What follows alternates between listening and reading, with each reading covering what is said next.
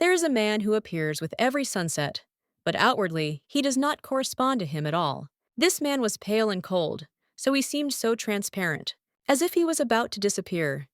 He seemed not to belong to this time, and he looked like a man who had lost his name. 2 years ago, a lady ran into him in the library in the rays of the setting sun. She still can't forget this meeting.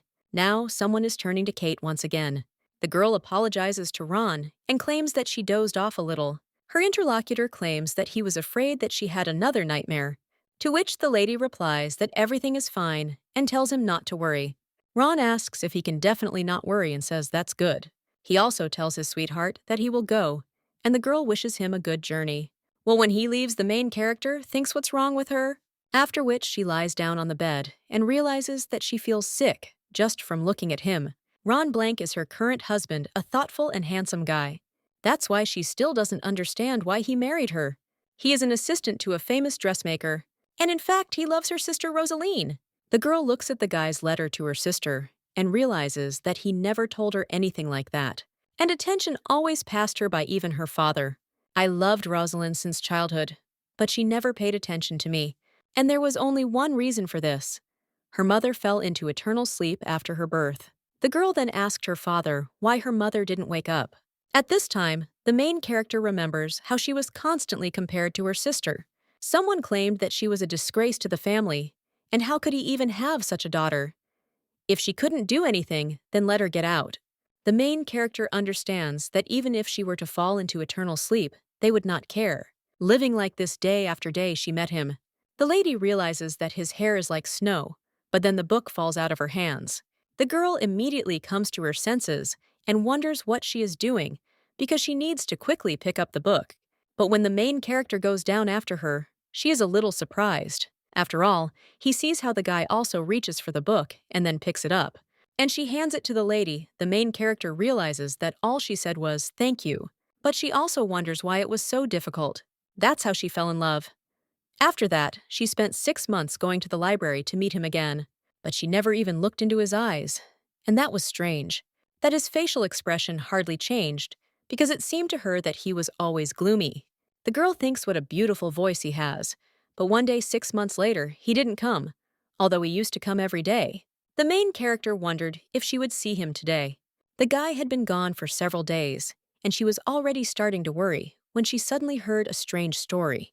When she asked one of the people about the guy with silver hair, then her interlocutor replied that this guy had fallen into eternal sleep. The boy with silver hair was named Edwin Arthur Vond, and she learned his name at the funeral. He was a prince and also the son of a king, and on the way to the palace, an accident happened, and the carriage overturned. The funeral was too meager for the prince. The main character, looking at the guy, realizes that he was too beautiful to fall into eternal sleep. The girl also wondered if he knew that she was watching him, but when she looked at him, her heart fluttered. The lady also wondered if he might have simply fallen asleep. On October 5th, 263, her first love left this world. After falling into eternal sleep, Edwina Lady accepted an offer she was about to refuse. Ron promised they would live a wonderful life. Lady realizes he made the proposal to gain the Marquise's support, and she just wanted to leave this disgusting house. This is a marriage without love, and the girl thought that if they just be nice to each other, then everything won't be so bad. But all she got was betrayal. The protagonist wonders if he knows she found Rosalina's letter. The guy started to treat her with disdain every time. She remembered her first love with such nostalgia and pain. The girl thinks that if she had spoken to Edwin, then maybe everything would have been different. The lady closes her eyes and realizes she would very much like to see him again. At that moment, she hears someone asking if she really sleeps like this. This man asks what she is even thinking about, after which he screams at Kate. The girl asks what happened, and her interlocutor is interested. How did she sleep? The main character realizes it's Rosalina, but she thinks, why is this girl there? However, when she looks around, she realizes that this is not their home. The lady also wonders if this is the house that was given to her for her 16th birthday, but she also doesn't understand why she is there. And at the same moment, the sister grabs the girl by the hand. She also claims that she's completely out of her mind and needs to go because her father is looking for her. Kate wonders what happened, and her sister replies that she doesn't know, because all she heard was that they discussed her marriage, and someone decided to marry her. The main character asks what she is talking about, but claims that it was 2 years ago. Her interlocutor asks what kind of nonsense this is, since she is only 18. So how could she get married 2 years ago? A little while later, they are already entering one of the rooms. The main character takes Ron Blanc there and realizes that he looks younger, but it is definitely him. At this time, the man tells Kate to allow her to introduce Ron Blanc. The blonde immediately says that this is their first meeting and he is pleased to meet you. The main character replies that she is glad to meet and also introduces herself, but wonders if this is really their first meeting. The girl realizes that this really does remind her of that meeting 2 years ago. She also wonders if this is a dream and if she has somehow returned to the past. If this is really the past, then now he will say the words that he said on that day. The guy at the same moment states that he wants to get to know the lady better and also to marry her, and the main character understands that all this is identical. The girl thinks it's too real to be a dream. The lady understands that this is really the past and remembers how her interlocutor asked if she really didn't understand anything. He also wondered if this was really all she could do, and the lady was thinking how much she hated him. However, the girl understands that this will not happen again, after which she replies that no, and claims that she does not want to marry him. The guy is a little surprised by this, and the lady's sister asks if she has really gone completely crazy.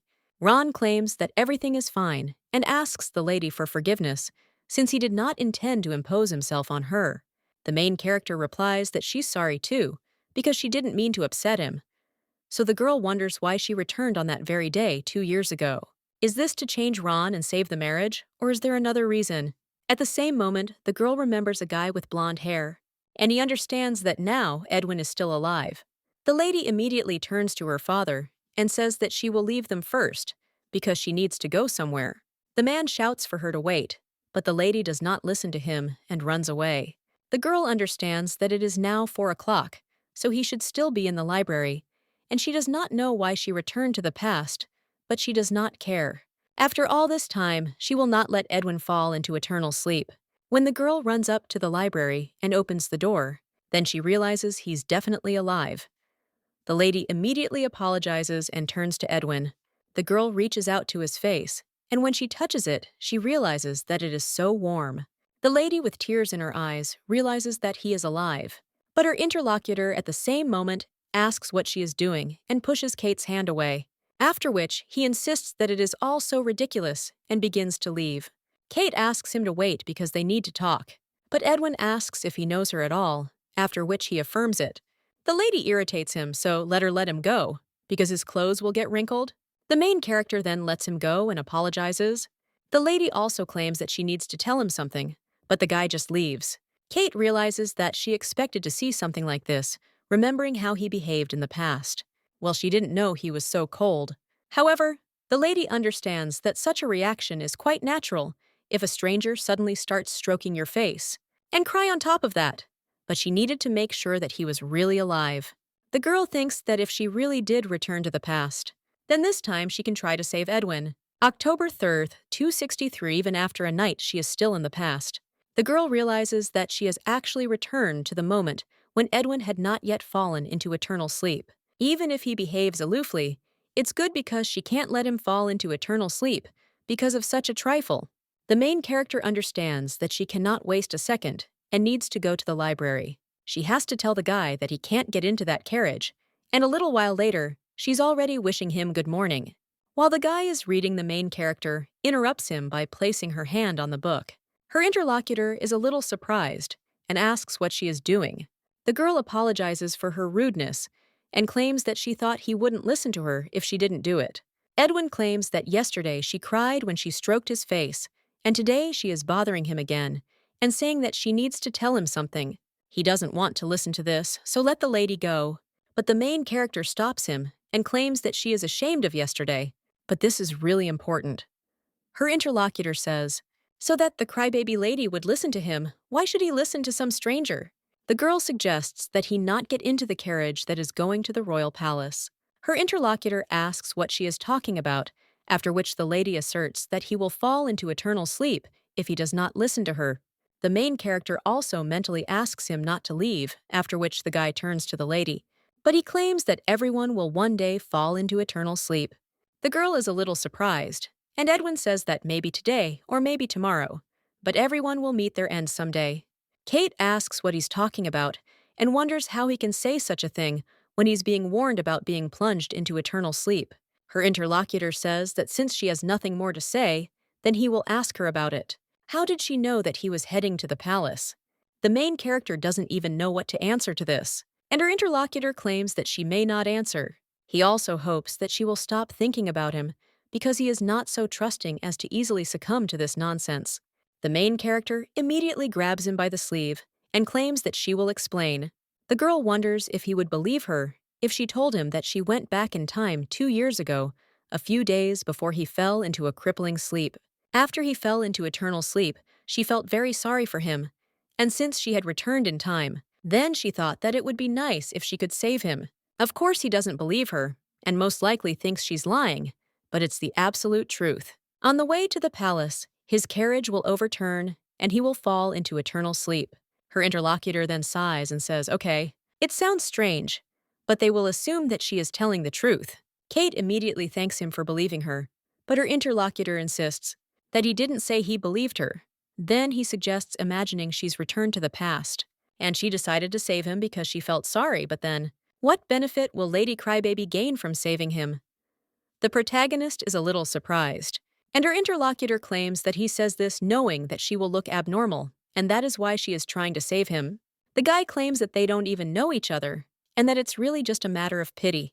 The main character tries to answer something, and her interlocutor asks if she is really that persistent. The girl realizes that after he plunges into eternal sleep, she feels guilty about realizing that she never even tried to talk to him. It lay on her like a heavy burden, but she can't say it out loud.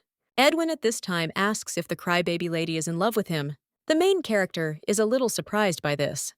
Her interlocutor asks if he was right. The girl replies that this is not true, and then the guy asks if she really hates him. Kate replies that this is also not true, and then her interlocutor asks if the only reason she is trying to save him is because she feels guilty. If so, then he can't help her in any way, and he thought that everything would be different if she could understand this.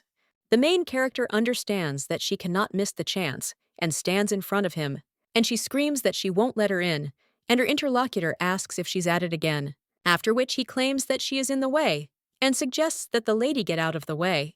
Kate replies that no way, and then the guy tells her to give a different reason. Why can't he ride in the carriage and let her say, why shouldn't he fall into eternal sleep?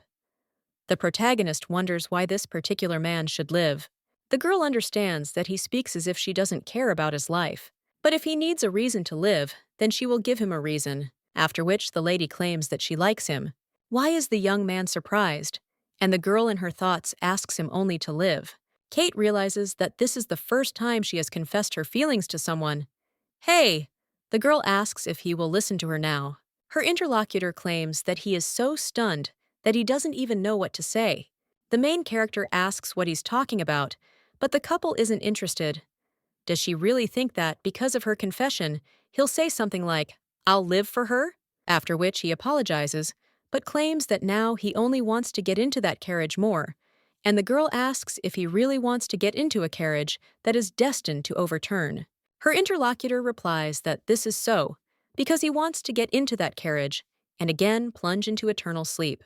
And he hopes that everyone he cares about will suffer because of this. Kate realizes that she had previously thought that this man was broken from the inside, but the girl also thinks how he became like this. Then the lady says, okay, and she will ask him something. Edwin claims that from now on, if she promises not to disturb his peace, he will answer. Kate wonders what he will gain from his plunge into eternal sleep. And why does he behave like a man who is in a hurry to plunge into eternal sleep? The guy repeats this question and then approaches the lady's ear. And he tells her something and then leaves and asserts. What he answered to her question about this was that she should not catch his eye anymore. A little while later, the main character is lying in bed and thinking about Edwin. The guy claimed that he would get something from his immersion in eternal sleep, salvation, and also a blessing to escape from this idiotic life. Kate wonders if this means he's in so much pain that it's best to fall into eternal sleep. The girl also closes her eyes and thinks about what to do. But when the main character opens them, she thinks, where is she now? She was definitely in her room. The lady also understands that there is nothing there, but at the same moment she hears someone crying. When the girl approaches this place, she understands that this cry belongs to her. After all, it was she at Edwin's funeral. But at that very moment, the lady sees another person standing behind her. The girl asks who he is, and realizes that this man looks like Edwin. Her interlocutor replies that she will soon understand herself, and at that very moment, the girl wakes up. The lady gets out of bed and thinks what kind of man this is, but he suddenly said that she would understand everything herself. But then the lady also thinks that it doesn't matter now, because she doesn't want to see him like this again. The girl got ready and went to the library. There she saw Edwin again. When Kate approached, she addressed him with words about that he couldn't ride in that carriage. The guy calmly replied that he could do whatever he wanted. Kate realized that things were even worse than she had imagined, and she even admitted it. So she must be capable of anything, and asked if Edwin knew what entering eternal sleep meant. She added that after that, he would cease to exist in this world. Edwin reluctantly asked if she had promised not to bother him. Kate looked embarrassed, but asked anyway. Does he have anyone dear to him, such as his pet or things, which he attaches special importance to, and will miss if he doesn't see them again? The prince said he didn't like such things, but Kate decided not to back down, and she asked what about the dream he would like to achieve before he died. Edwin stood up and said that there was nothing in this world that he valued, and there is absolutely nothing else he would want to live for other than that. Kate said with determination in her voice that there was one reason why he needed to live. The guy looked at her in bewilderment, but she said that this was the reason. It's her because she's the girl who loves him, and her name is Kate Gerald. Edwin sighed and asked where she got so much confidence. Because she talks as if he should continue living for the sake of the lady he met 2 days ago. Kate's girlfriend blamed herself very much, because she was bad at communicating and could hardly find the words. But nothing moved him at all, and she didn't understand how she could manage to convince him. While Kate was in her thoughts, she was interrupted by Edwin's voice, asking why she couldn't even look him in the eye. And behind the guy, she suddenly saw the man from the dream. The girl was surprised and asked if it was a ghost. Edwin asked in surprise if she could see him. Kate covered her mouth in horror and asked if he saw it too, and she knew it was true. The prince suddenly approached the girl, grabbed her by the shoulders, and began asking questions with horror. Does she often see things like this? Kate said it was the first time she'd seen it outside of her dreams. Edwin took Kate's hand and told her to come with him. The girl didn't understand what was happening, but the prince said that he would give her an answer to any question she just needed to follow him. In her thoughts, the girl Kate thought about the fact that the Lord himself took her hand, and she blushed deeply. But she suddenly decided that now was not the time to think about such things. The guy was urging her on, tugging hard at her arm. When they arrived at the place and stopped, Edwin asked Kate again. Was this the first time she'd seen something like this? Kate was incredibly nervous and couldn't utter a word. The girl asked him to let go of her hand first. The prince was stunned, released her hand, and asked if she would answer him. Now Kate decided to ask again if he was talking about that thing. The girl who was hovering behind him in the library, upon hearing that she had understood correctly, said that frankly, she still found it hard to believe that she had seen it. Edwin interrupted her, saying that she had said earlier that she had seen them in a dream. Judging by her words, this was not the first time. Kate was very worried and said that she said that because the ghost looked like the person she saw in her dream, and she really saw something like this for the first time. Edwin became thoughtful when he heard that she was seeing him for the first time, and the girl asked, had he seen him before? And the guy decided to ask her what she thought. Why is he telling her this? Kate thought about it and decided to ask him if it was a ghost. What they saw in the library. Edwin said he didn't know what it was either, and he told her to imagine this thing as a ghost. And yet whatever it is not alive. And he asked her to describe what he looked like, without straining just to describe his appearance. Kate began to describe him. He had hair combed slightly to the side, and he looked about 40 years old, and he looked very much like Edwin. The guy was shocked and asked her if she had seen the ghost's face. Kate was very nervous, so she took a long time to answer, and the guy jumped on her again, with cries of whether she had seen the face of that ghost. But Kate calmed down a little and said that his face looked quite clear. Suddenly, the prince sat down on the floor, saying that everything was useless. Kate started to worry and asked if he was okay, because it was all quite sudden and scary from the outside. Edwin held his head with his hand and said that the ghost was his father, that is, the late king. Edwin said that his father became a ghost and watched over him. Now the girl understood everything because she thought she had seen his face somewhere before, and remembered that as a child I saw Father Edwin at the victory parade. It wasn't that he looked like Edwin. Suddenly, Kate noticed that Edwin was looking strangely into the distance behind her. She turned around and saw that there was something behind her, and there was the ghost of his father. And the girl did not understand, since when he had been haunting her. She heard words that the guy should live. Kate repeated these words out loud. Edwin was surprised and asked what it meant. When the prince heard Kate's answer, that these words were spoken to her by a ghost, he really didn't understand what was happening. Kate asked him if he could somehow explain to her why that ghost was watching him, so that she could help him somehow. Edwin did not accept her words that she could help him, and said that she didn't even have a reason to do it. Kate was silent for a long time. She couldn't say anything, but eventually, she managed to squeeze out the words about it, that she simply did not want to see him suffer, and indignantly lowered her eyes. After thinking, Edwin said that even if she really asked him, he still would not get into that carriage, but in exchange, she had to make a deal with him. Kate listened to him attentively. October 5th was the very date of Edwin's immersion into eternal sleep. The Lord was already approaching the carriage, but suddenly Kate ran up from behind. She held his hand, screaming and telling him what he had promised her. That she wouldn't ride in that carriage. The guy was in complete shock and couldn't understand how she knew and got there. Kate screamed that none of this mattered, since the emphasis now was on the fact that he had promised her that he would not go to jail. The prince asked if she was afraid that he would break their agreement and get into the carriage to fall into eternal sleep. Calling Kate a crybaby lady and a truly caring person, the girl stood in despair, and Edwin said that unfortunately he was also good at keeping his word. And everyone will understand it when the letter is delivered. Kate realized that he simply sent the letter. The carriage began to drive away, and Edwin told her that as she might notice, he didn't get into it, and he really kept his word. Kate was shocked and calmed down a little when she saw that he was next to her and was not going anywhere. Edwin asked Kate why she didn't trust people and how she even knew about that place. Looking at Kate, he noticed that she was crying again and asked what was wrong. For Kate, it was a great relief because he did not fall into eternal sleep and did not complain about it. Edwin thought for a moment and turned away abruptly, saying that he didn't want to see her cry. The guy told her to hurry up and come back, as he had kept his promise. Kate apologized for disturbing him and started to leave. But suddenly, Edwin stopped her. Kate didn't understand what was happening. He pulled her coat over her head, and he said that he didn't want to see her face, even for a moment, and therefore she should cover herself. When Kate looked in his direction, he told her not to make that face, because it looked strange, and he pulled the fabric even further over her face and ordered her to go. Kate began to remember the moment when he said that he would not get into the carriage in exchange for them making a deal with her. The girl was very happy to hear this.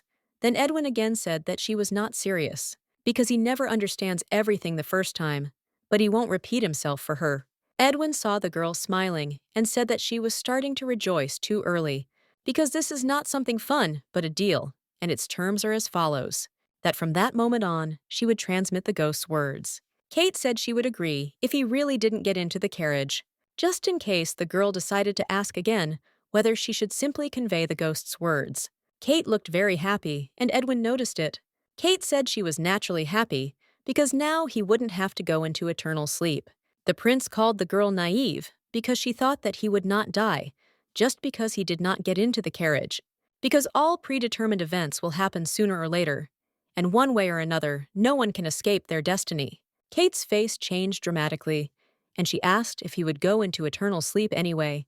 Edwin asked her with a serious face if she would believe him if he told her this. The girl said with joy on her face that she would believe him because he believed her and promised not to get into that carriage. The prince merely snorted and replied that he didn't believe her, that it was getting dark, and that he needed to go. So next time they could talk about the ghost. In the morning, Kate noticed that she had overslept and was simply too relaxed because of it, that Edwin didn't get into an accident. And just like that, she passed out. Kate was glad that she had taken a step closer to Edwin's trust and decided to hurry to the library before she was late. Kate was about to leave, but she noticed a guy at the door. Looking at him, the girl realized it was Ron. The guy greeted her. Kate never expected to meet him like this. Ron Blank apologized for barging in, but he justified it all by saying what he thought. She already knew he'd come uninvited. Kate asked the reason for his visit. The guy said that the Marquis had ordered a dress for Lady Kate on the occasion of her 19th birthday. Hearing this, Kate herself began to think that her birthday was approaching. She began to briefly remember her birthdays. And of course, she still received gifts. But they meant nothing to her, Ron. Blank noticed that the girl had turned pale and began to worry. Ron apologized because he thought it was all because of his suggestion. And since he didn't want to create reasons for such a lady to worry, he continued to apologize, although it wasn't only because of that. Kate calmly told him that everything was fine, and they need to get down to business quickly, because she needs to leave soon. Ron said he'd take up a little of her time. The man began taking measurements for the future dress. Kate knew that Ron had married her only to expand his boutique. That's why he was so persistent. Even though the girl no longer loved him, Kate remembered looking at Ron with embarrassment, and the guy smiling, asking what was wrong with him, because she was looking at him strangely. Ron told Kate that everything was ready, and he would take her to the mansion in 2 days, and then they would see each other. The girl had no reason to get closer to him this time, simply because he was the reason for her happiness, and she wanted everyone to have only a happy future ahead of them. The time had already come, and Kate needed to get ready as quickly as possible and hurry to the library. The girl didn't know that all these measurements would take so much time, and she was very curious whether Edwin had already arrived. When Kate arrived at the place, she didn't see the guy there and realized that she was late. Seeing a book on the windowsill, she came closer and looked, realizing that it was Edwin's book, and it was very strange that he had forgotten it. The Cyclic Sequence is a novel that tells the tragic love story of Arthur and Bella. Bella picked up the pocket knife and brought it to her wrist without hesitation. She had only one goal. She had to cut her wrist with a knife. She wasn't afraid, she was more afraid of a future without him. At the beginning of the novel, immediately after the protagonist, Arthur falls into eternal sleep, his beloved tries to follow him into the afterlife.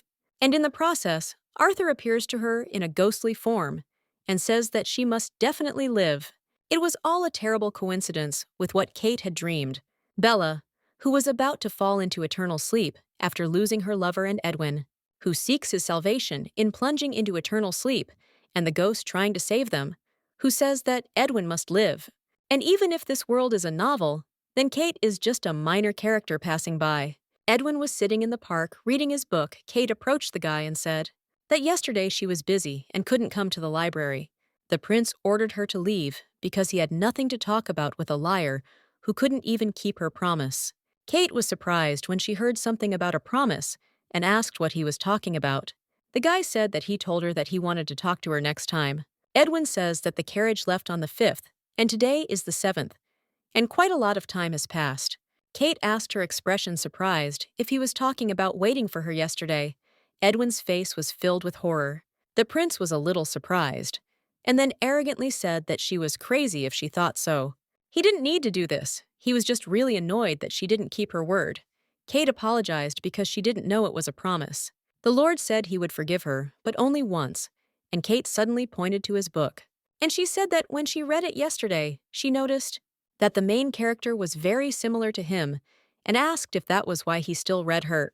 The guy sighed heavily and said that Lady Crybaby always asks a lot of questions. Edwin said that the book was the man's favorite work until he fell into eternal sleep. Kate asked if he meant his father. By that man, Edwin confirmed it. Edwin's father. His favorite book before he fell into eternal sleep was The Cyclic Sequence.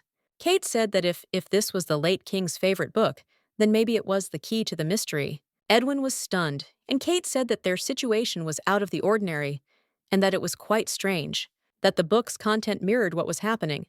Edwin said she couldn't delve into it, because no one allowed her to, and in fact, he only asked her to convey what the ghost said.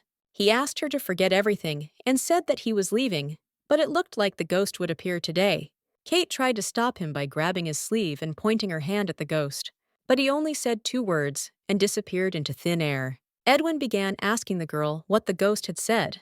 He even grabbed her. It was the first time Kate had seen that expression on his face. The girl said she would tell him, but in exchange, she asked him to study the book with her for the rest of the day. Kate begged Edwin to study the book with her. Her mind was filled with fear, because she thought she'd just said complete nonsense. She thought she'd just asked him out on a date. The ghost was still standing next to them and watching what was happening. This was very embarrassing for Kate because she considered it very shameful. And not only Edwin, but also his ghost dad heard it. Edwin turned to Lady Crybaby and said that she considered him some kind of joke because she threatens him with the words of a ghost. Kate apologized for her tactlessness, but Kate was very keen to study the book and said that if they thought about it together, they'd be able to find a solution to the problem plaguing them, so she wanted to help Edwin clutched his head in his hands. But in the end, he told her to follow him. The girl walked with the thought that this was a very unreasonable request. Edwin suddenly asked where it was. Kate, not understanding what he was asking, asked again. And Edwin said that he was asking about the place where she wanted to go to study the book. And he asked her to go there and he would follow her. Kate said sheepishly that she didn't have a specific place. To all this, Edwin simply told her to follow him since he had a place. "Where can I look for documents?" The prince walked very quickly, so the girl had to run after him. After a long search with the Lord, Kate decided to suggest discussing everything they'd found over a cup of aromatic drink in the cafe. Edwin reluctantly agreed. As they sat in the cafe, the girl told him that she did not expect the Lord himself to accept her request. He responded that it was a threat, not a request. Kate joked that it was a threat for no other reason than that. What did he say? Edwin didn't want to fall for threats that had obvious ulterior motives, but he needed to know what his father said, and there were simply no other reasons. So the crybaby lady shouldn't be making up scenarios in her head. Kate decided to ask if he knew her name. Lord said confidently that he didn't. The girl replied that she knew his full name, Edwin Arthur Windsor. The prince was not surprised, because it was natural that she knew him. After all, he was the last specimen for me, and he himself was the son of the king. Edwin asked how she could compare them when everyone in the kingdom knew him. Kate agreed and said that her name still meant a lot to her. After these words, the Lord called her Katie. The girl was surprised to hear this, and he said that this is the name of the crybaby lady, and looked away. Kate said it was okay if he got her name slightly wrong. Suddenly, Kate was overcome with memories of running to her grandmother, and she calls her kitten and hugs her granddaughter, and then offers her cookies, which the girl ate quite rarely. The girl was happy but afraid to eat it because her father ordered her not to. Grandma had long since left their family, but Grandma Kate was the only person left, who gave Kate love in childhood and did not reject her in any way like the rest of her family. When the grandmother was on the verge of falling into eternal sleep, she apologized to the girl for leaving her there alone. Her granddaughter cried bitterly, and her grandmother called her Katie for the last time and called her favorite kitten. She held the girl's hand and closed her eyes. In a world where her grandmother no longer existed, Kate didn't expect to hear that nickname again and started crying because she never even thought about it, that he would ever hear it again and not from his grandmother. The Lord looked at all this and asked if she burst into tears because he had pronounced her name incorrectly. The girl apologized, her voice trembling. It was hard for her to speak because her grandmother meant everything to her, and the memories were killing her. Kate said she was crying because someone very dear to her in the past had called her that. Edwin asked her to stop because he was tired of her tears. Kate apologized, and the prince said he was tired not only of her tears, but also of her apologies, because she apologized constantly, and it made him uncomfortable. Kate noticed that the guy hesitated, but suddenly remembered what she hadn't yet told him about the words she heard from the ghost. When she started talking about them, Edwin was completely concentrated. It was the only topic of conversation that had his full attention. Kate's girlfriend said that his father definitely said, "I'm sorry," and the girl started crying again. The prince was shocked that she started crying so often. Without any reason, Kate apologized and said that his look was very similar to the one she had seen the last time they apologized to those they had to leave behind. Suddenly, the guy came up to Kate and started wiping away her tears. The only justification for all this was that he hated to see tears. The girl thanked Edwin, to which he replied that he did not do it for her gratitude, but the girl was still grateful to him for his concern. Edwin said that it was late, and they had finished all their business, so the lady needed to hurry and return home. Edwin started to leave, But Kate stopped him, asking when she could return the handkerchief he had used to wipe her tears. The prince ordered her to simply throw it away because he no longer needed it. Kate wondered how possible it might be to have recurring dreams, because people usually say that dreams are nothing more than the embodiment of useless thoughts. But if they are so similar, can useless thoughts be combined and gain that same meaning? Edwin's father came up to Kate from behind and asked for forgiveness again. The memories that flooded the girl were again connected with her grandmother, who had fallen into eternal sleep and asked for forgiveness for forcing her to do it herself. Grandmother looked very much like Father Edwin when she was dying and asking for forgiveness. The boy in the dream was crying, and Kate, looking at him, thought that it could be little Edwin. The girl assumed that she was at the funeral of the deceased king. Suddenly, the man who was standing behind Kate, that is Edwin's father, called out to the girl and pointed his hand at his son, asking her to grant him salvation. The king began to turn into flowers that flew in the air. Suddenly, Kate woke up and decided that she had to make this rescue happen. Because of the dream, Kate wanted to go see Edwin right then, but they hadn't agreed on anything today. And lately, she has been constantly bothering him, so if she continues to get on his nerves today, he will get very angry. Suddenly, she heard the door slam and called for entry. When she saw who was entering the room, she understood that Ron had arrived with her dress, and she had a promise to keep. Ron Blank greeted Kate and handed her the dress. Asking if she would like to try it on, Kate agreed and went to change. When the girl got dressed, he came out and asked if she looked okay, because she doesn't usually wear things like that. Ron was speechless when he saw such beauty. The girl said it was a bit over the top. Ron stared at her, and Kate couldn't tell if she looked strange or if there was something ugly about her. But Ron stood up and walked over to Kate and took her hand and kissed it and said that my lady looked beautiful in that dress. Looking away, Kate thanked him, but she felt rather stuffy there. Kate started saying something about him delivering her the dress and wanted to tell him he could go. But suddenly, Perrin squeezed her hand very hard, and Kate didn't understand what was going on because he was looking at her very strangely. Ron apologized and said he just thought he saw a thread sticking out of his sleeve. And that was pretty rude of him, so if she doesn't mind, he can fix that now. And it'll take a little time. Ron quickly picked up a needle and began to correct his work. Kate wondered what he was even thinking about, even if he was very attentive to his work. It was surprising, but this had happened a couple of times in the past. And if Ron found the slightest flaw in the clothes he had worked so hard to create, he would correct it right there and then. But he was quite clumsy and often got hurt. And right now, Ron was being clumsy too, and Kate said she told him to use a thimble. Even if it really irritates him, Ron was surprised and asked what she was talking about.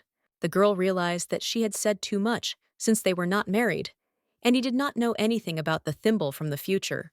Kate quickly apologized and said she just thought he might get hurt. Kate couldn't mix memories from this life with the past. My lady added that she didn't want him to feel uncomfortable just because of the dress. Ron calmly said that he wasn't upset at all. He just thought it looked really cute that Lady was worried about him.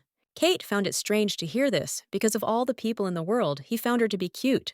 And when she worried about him, Ron would tell her that she couldn't know something better than him. And every time it would be the same. Ron finished his business and asked if she would invite him to the celebratory banquet, because he really wanted to see the beautiful lady dance in the dress he had made. When Kate thought about what he had done, she wanted to refuse. But now she had no reason to refuse. He and the Ron she knew might have been different, but she couldn't forget everything and get closer to him. Ron thanked her. Kate didn't understand what he was thanking her for at all and sighed heavily. The guy asked again if she was okay and thought that perhaps he was putting too much pressure on the girl with his sudden proposals. Kate sat down and said she just felt a little dizzy and she needs to sit down now Ron said he was leaving, and asked that the lady try to get a good rest and recover before her birthday. Kate had a serious headache since the morning, as if she had forgotten something. She recalled her dream and the look she'd made with someone there. She called out to Ron and asked if he knew anything about Lord Edwin. The guy stopped at the door and asked again if she was talking about that same abandoned prince. Kate was very surprised when she heard him called the abandoned prince, and Ron asked if this was the first time she had heard this story, since it seemed like everyone knew about it, because it was a big deal and it was quite unpleasant. Kate was very worried when she heard this, but she told Ron that she was hearing about it for the first time, and she didn't know anything about such a situation. Kate asked Ron if he was talking about Prince Edwin being abandoned once the previous king went into eternal sleep. Ron asked the girl to calm down and promised to answer all her questions, asking her not to worry.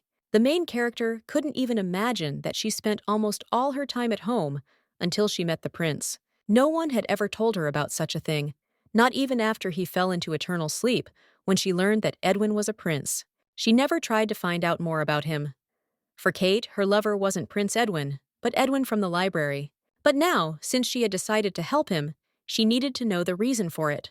Why was the throne that should have belonged to Edwin simply given to someone else? Ron began his story by explaining that when Prince Edwin was a child, the now deceased King Windsor suddenly fell into an eternal sleep and the country fell into decline. But then someone appeared who could calm the chaos. His name was Benson Windsor. He was the younger brother of the late King Licht, and now the reigning king. Kate asked why this happened, since the throne should have passed to his son Edwin by inheritance, despite the fact that he was small. Ron said that they all couldn't have known such information, and perhaps it's all about Edwin's unpleasant character, as they say that before starting a dialogue, he always sighs heavily. And even the conservatives, who wanted to put him on the throne, eventually turned away from him, and he was left alone. Now Kate understood how others saw Edwin from the outside. Ron said there were probably other reasons, and the current King Benson has always been talented in politics. After his accession to the throne and the change in political course, people appeared who began to praise him as a saint. Kate didn't understand why he sent his nephew away, and why he was nicknamed the abandoned prince after Benson became king, the late king's wife. Or in other words, Prince Edwin's mother, the Queen, proposed to Benson and became his wife, despite the condemnation. Kate was shocked to hear that Prince Edwin's mother had married his uncle. Ron couldn't understand how she didn't know about it, as there was a big scandal about it. And many disliked the Queen because she married immediately after her previous husband had fallen into eternal sleep, without even observing any mourning. The prince came here after their wedding, and it seemed that he was driven out from there, which is why he was nicknamed the abandoned prince. Kate found it very unpleasant to hear this, and she could not even imagine that this could happen to her lover. After an awkward silence, Ron asked why Kate was interested in this story. The girl replied that she saw Prince Edwin in the library and became interested in his story. Looking at his watch, Ron said that it was time for him to go, and he left wishing her a good rest. Kate thanked him for his story, and when he left, all she could think about was the abandoned prince, and why she hadn't tried to get to know Edwin better. Edwin was left alone after King Licht fell into eternal sleep with no one to support him. This was probably why the late king wanted to apologize to him when he appeared to Kate. If so, why could she see him too? A little while later, there was another knock on the girl's door, and it was the maid who spoke. That she had washed her handkerchief as the mistress had asked Kate, thanked her, and the maid left. Edwin told Kate to get rid of the scarf, but she didn't dare do it after all the events. The lady hugged the scarf to herself, smiling and closing her eyes. Looking at the scarf, Kate noticed the ED patch. Kate returned to the library and greeted my lord. He asked her to leave as she was really annoying him. Kate noted that he hadn't changed and asked him to look at her face. The prince asked what kind of expression she had on her face and whether she liked it when she was driven away, and people said things like that. Embarrassed, Kate said she had come to return his handkerchief. Edwin continued to say that he ordered her to throw it away and asked her not to make him do it again. The girl brought the handkerchief closer to the prince and asked if he cared about it. Edwin only laughed and asked how she had come to that conclusion. Kate pointed to the embroidery and said it said Eddie, adding that she thought it must have been something important to him. Edwin was flooded with memories of his mother wiping okroshka from his mouth. With that same handkerchief, this story was extremely unpleasant for the prince, and the guy stood up abruptly, shouting that he no longer needed this thing, tightly squeezing the handkerchief in his hand. The prince no longer needed the item, so he turned away, and Kate asked, "Can she take this handkerchief?" Edwin turned back and said that she can throw it away or keep it, and it makes no difference to him, since he is not interested in things that no longer belong to him. Kate turned to the lord, which made him very angry, because she always distracted Izzy, but the girl simply covered his mouth and apologized.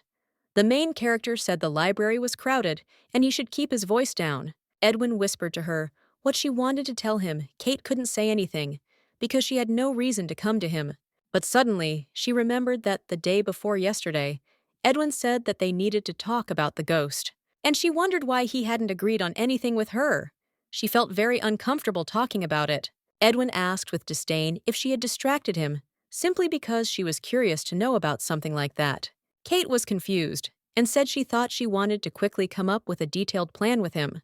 The prince said he understood the reason, even if they had agreed to meet. If we're talking about a girl who's in love with him, and it's clear that it's normal for her to come to him whenever she wants. Kate was embarrassed because he remembered her words about being in love.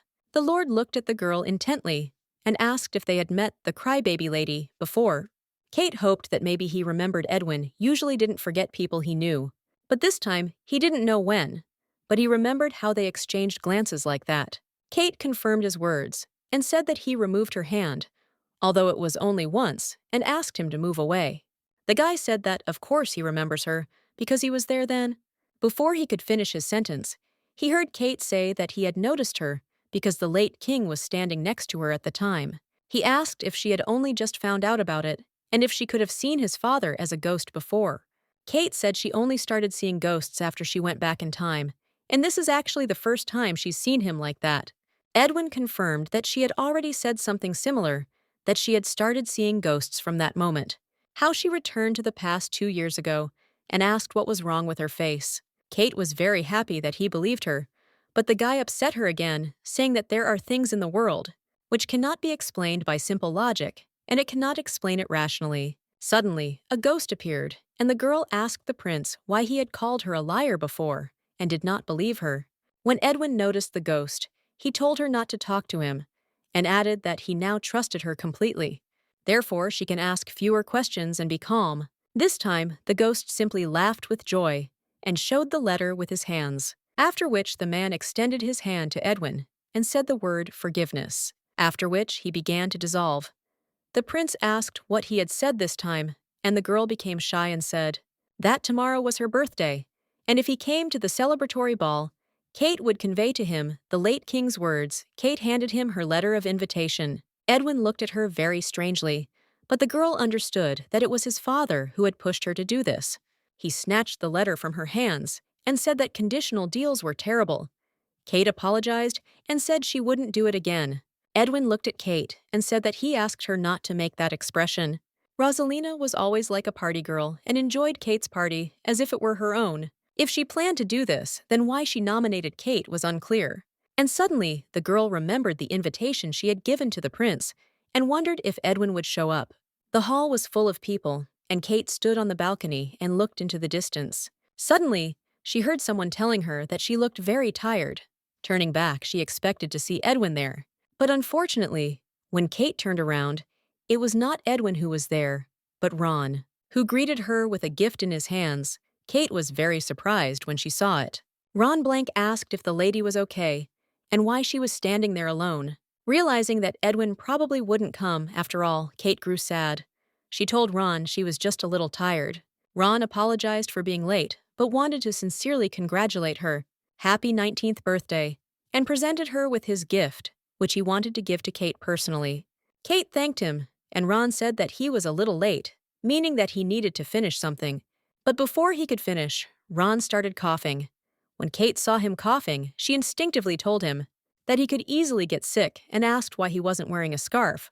Ron didn't understand, and asked again what she meant. Suddenly, she realized that she had made a mistake because she could not act as if she knew him well. Ron asked if he had ever told her about his cough, and my lady said that of course she remembered everything, and the guy called her a very kind and caring girl. Ron came closer to Kate and said with a smile that the moment he first met her before he could finish speaking, they were interrupted by Edwin, who appeared between them and asked what kind of festive banquet this was. Kate was very scared when she saw this. Grabbing the girl's hand, Edwin asked, "Is it true that this is her festive banquet, since she is standing on the balcony and not in the hall with the guests?" He started to say something about Ron, but told her to forget about it, looking menacingly in Ron's direction. In any case, the prince was looking for Kate, because she herself told Edwin to come, and he added that she had no manners since she had not met him. Kate apologized to the prince because she didn't think he'd actually come. Edwin, as usual, cut her off and said he hadn't come for her. He whispered that he was simply curious to know what his father had said. The girl's mood changed dramatically, and she felt a sense of relief. Kate smiled again, and Edwin repeated once again that she shouldn't make that face. Because it really irritates him, Ron didn't expect to see His Majesty there. But the prince replied that he did not want to see the tailor here either. Kate was surprised they knew each other. Ron explained that they'd just happened to be casual acquaintances, because he had made clothes for the prince several times, and in any case, he did not know that Edwin knew the lady. My lord said they weren't close, and she shouldn't be imagining things in her head. At the same moment, someone else said that the prince's relationship with Kate was quite a surprise to her. Suddenly, Rosaline joined them and introduced herself to the prince, saying that it was a great honor for her to meet him, and giving her name.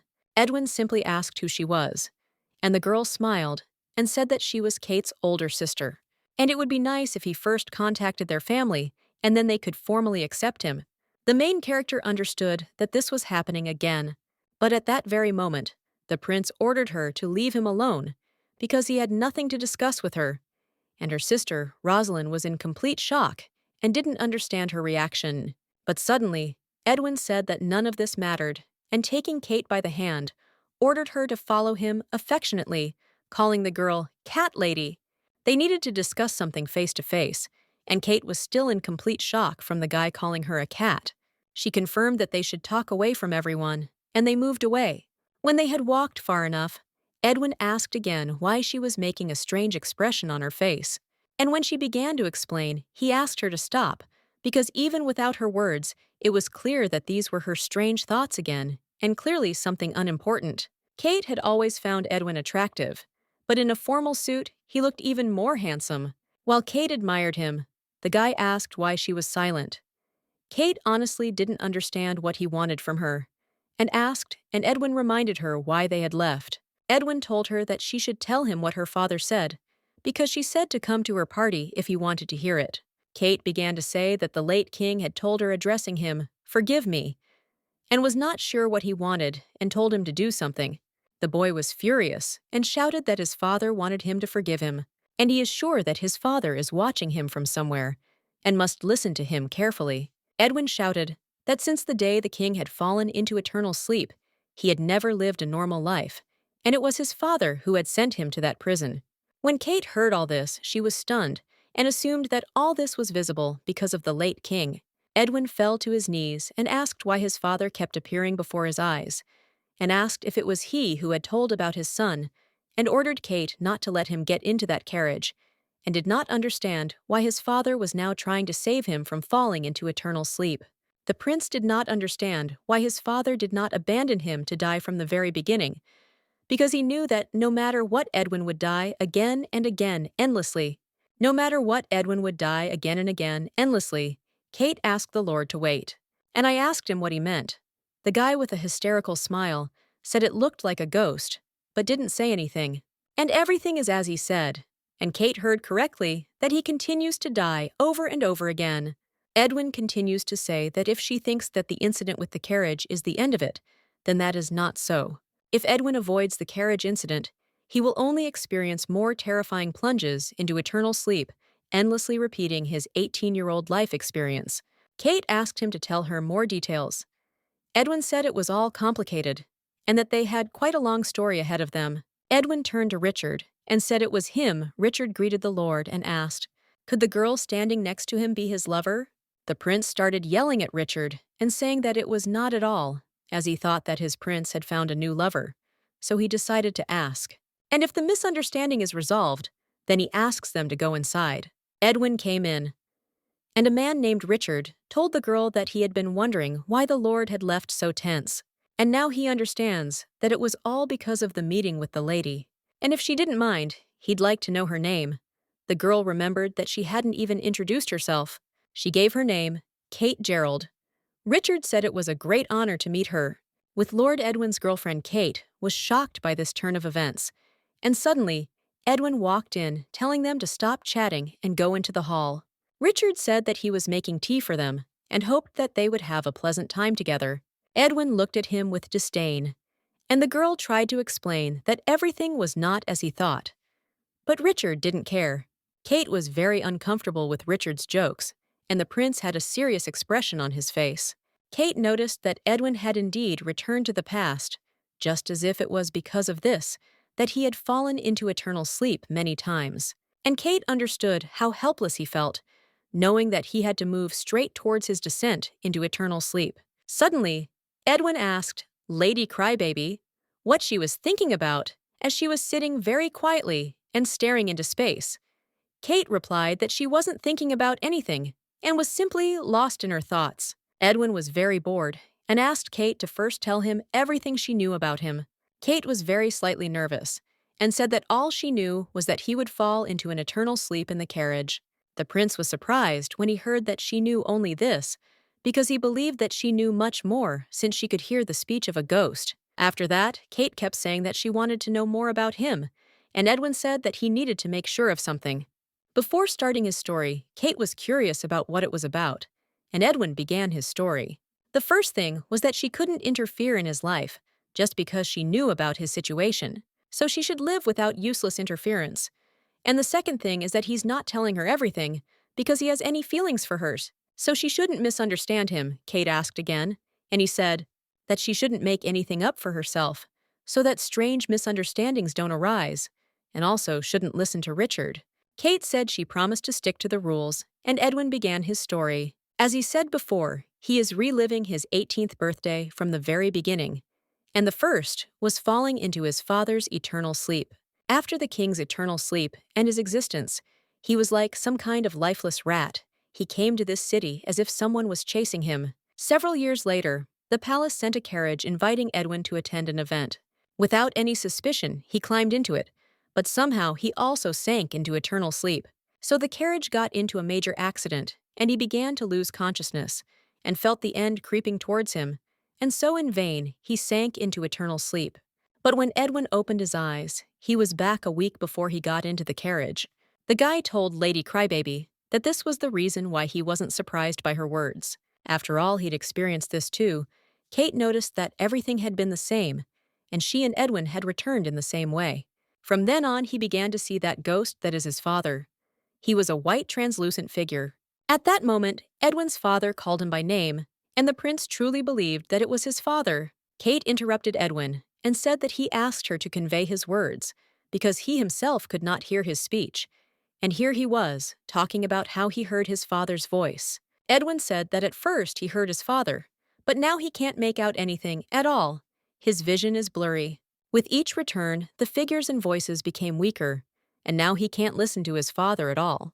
Kate said that if Edwin came back often, it meant he confirmed, and said that if he avoided the carriage, he is plunged into eternal sleep by poison, and if not by poison, then his end comes from something else. This would be his 10th plunge into eternal sleep, as this is already the 9th time that this autumn has repeated itself. Kate couldn't understand how something like this could happen. So many times Edwin was falling into eternal sleep again and again. Kate decided to ask him if there were any possible explanations that came to mind. Edwin, after some thought, said that his possible explanation was that something had been bothering him lately, and Kate asked what it was. In response, she saw him pointing his finger at her and saying that this was Lady Crybaby, who had returned to the past at the moment when he was alive. The sequence in which Edwin returned was inexplicable. The prince asked if Kate thought his situation resembled the contents of this book. The guy said that he thought the same thing at first, because he had read it many times. And he read again and again, believing that there might be a clue to his situation. His 9th regression was due to the fact that he read it many times, and when he read it, it was simply out of habit. Kate went back in time to when he was alive. Kate often thought about this, and why she returned to the place where he was still alive. Although he was a special person to her, for him, she was perhaps nothing more than another observer. The prince finished his story and said that the fact that Kate could see the ghost of his father was quite strange. Moreover, she used the ghost as an excuse to prevent his death. Kate said she just felt sorry for him and that she loved Edwin. Lord Sam said that. Kate was very embarrassed and surprised that he remembered it. It was love, and people were capable of so much for it. Richard came and said he brought tea. Richard said he thought about it when he found out about it. Edwin didn't understand what he was talking about and asked him again. Richard decided to ask if it wasn't His Majesty who had sent away the carriage that had arrived a couple of days earlier. To this, Edwin said that he simply did not want to go, then and there was no problem with that. Richard asked if Edwin had sent anything in that carriage because he had just received a message from the palace, and the event that was supposed to be at the palace, and which he was going to attend, was cancelled. The prince was very surprised and asked why, and Richard said that he guessed that his lord had sent the carriage away in advance, knowing this. After hearing all this, Edwin said that Richard could go about his business. Kate asked what happened, and the guy was in thought, and then said that everything had changed, because even if there was no accident with the carriage, the event itself was never cancelled. And if such small, useless things come together, then the situation has changed for the first time. And won't they get their own meaning because she intervened? He didn't see how else it could affect him. And Kate asked if they could change it. Just like the event was cancelled, they couldn't know for sure if they would send him now. Edwin jumped up and said that he had warned her not to forget her place and not to try to interfere in his life. Kate apologized sympathetically for saying such inappropriate things, but this time there really could have been a change. Edwin asked, confused, if she thought he would allow the immersion into eternal sleep to happen because he wanted it. And initially, he tried very hard to avoid them. Each time he promised himself that he would survive. The next time, he also promised himself that he would survive, and this was repeated endlessly. Just by thinking about Edwin, such an ordinary shy, Kate was able to become brave now too. That's why this time she wants to be his strength. Kate said that this time Edwin isn't alone because he has her. The guy was shocked, and the girl added that he had nothing to lose. Because how can they know if the poisoning will change with her intervention? Edwin kept saying it was stupid, but he agreed, and she talked him into it. For the first time, the guy smiled, and the girl asked if she could come again tomorrow, because she wants to discuss his poisoning in detail, and she will also look for this information. Kate decided that this was a good reason to start looking for materials on poisons. But there could be so many different kinds of poisonous creatures in this world that she could get very confused, because everyone is always trying to get rid of each other. During the night, Kate checked everything and realized that, at this rate, she would be late. She decided to start getting ready, but noticed the gift Ron had given her for her birthday, and she decided that she should probably at least open it. When Kate opened it, T saw a luxurious blue dress there. Kate remembered what Ron had said earlier, all the words about him being a little late, because he was finishing something, and before he finished speaking, he started coughing heavily. Holding the dress in her hands, Kate noticed that it was very soft. Ron clearly used high-quality fabrics and put a lot of effort into this gift. The main character assumed that he liked her, even if Ron's tender look was sincere. But even if it really was love, once she still doesn't believe it after what happened. Kate greeted Richard and again tried to say that she was my lord's girl. But Kate became embarrassed and asked him not to say that.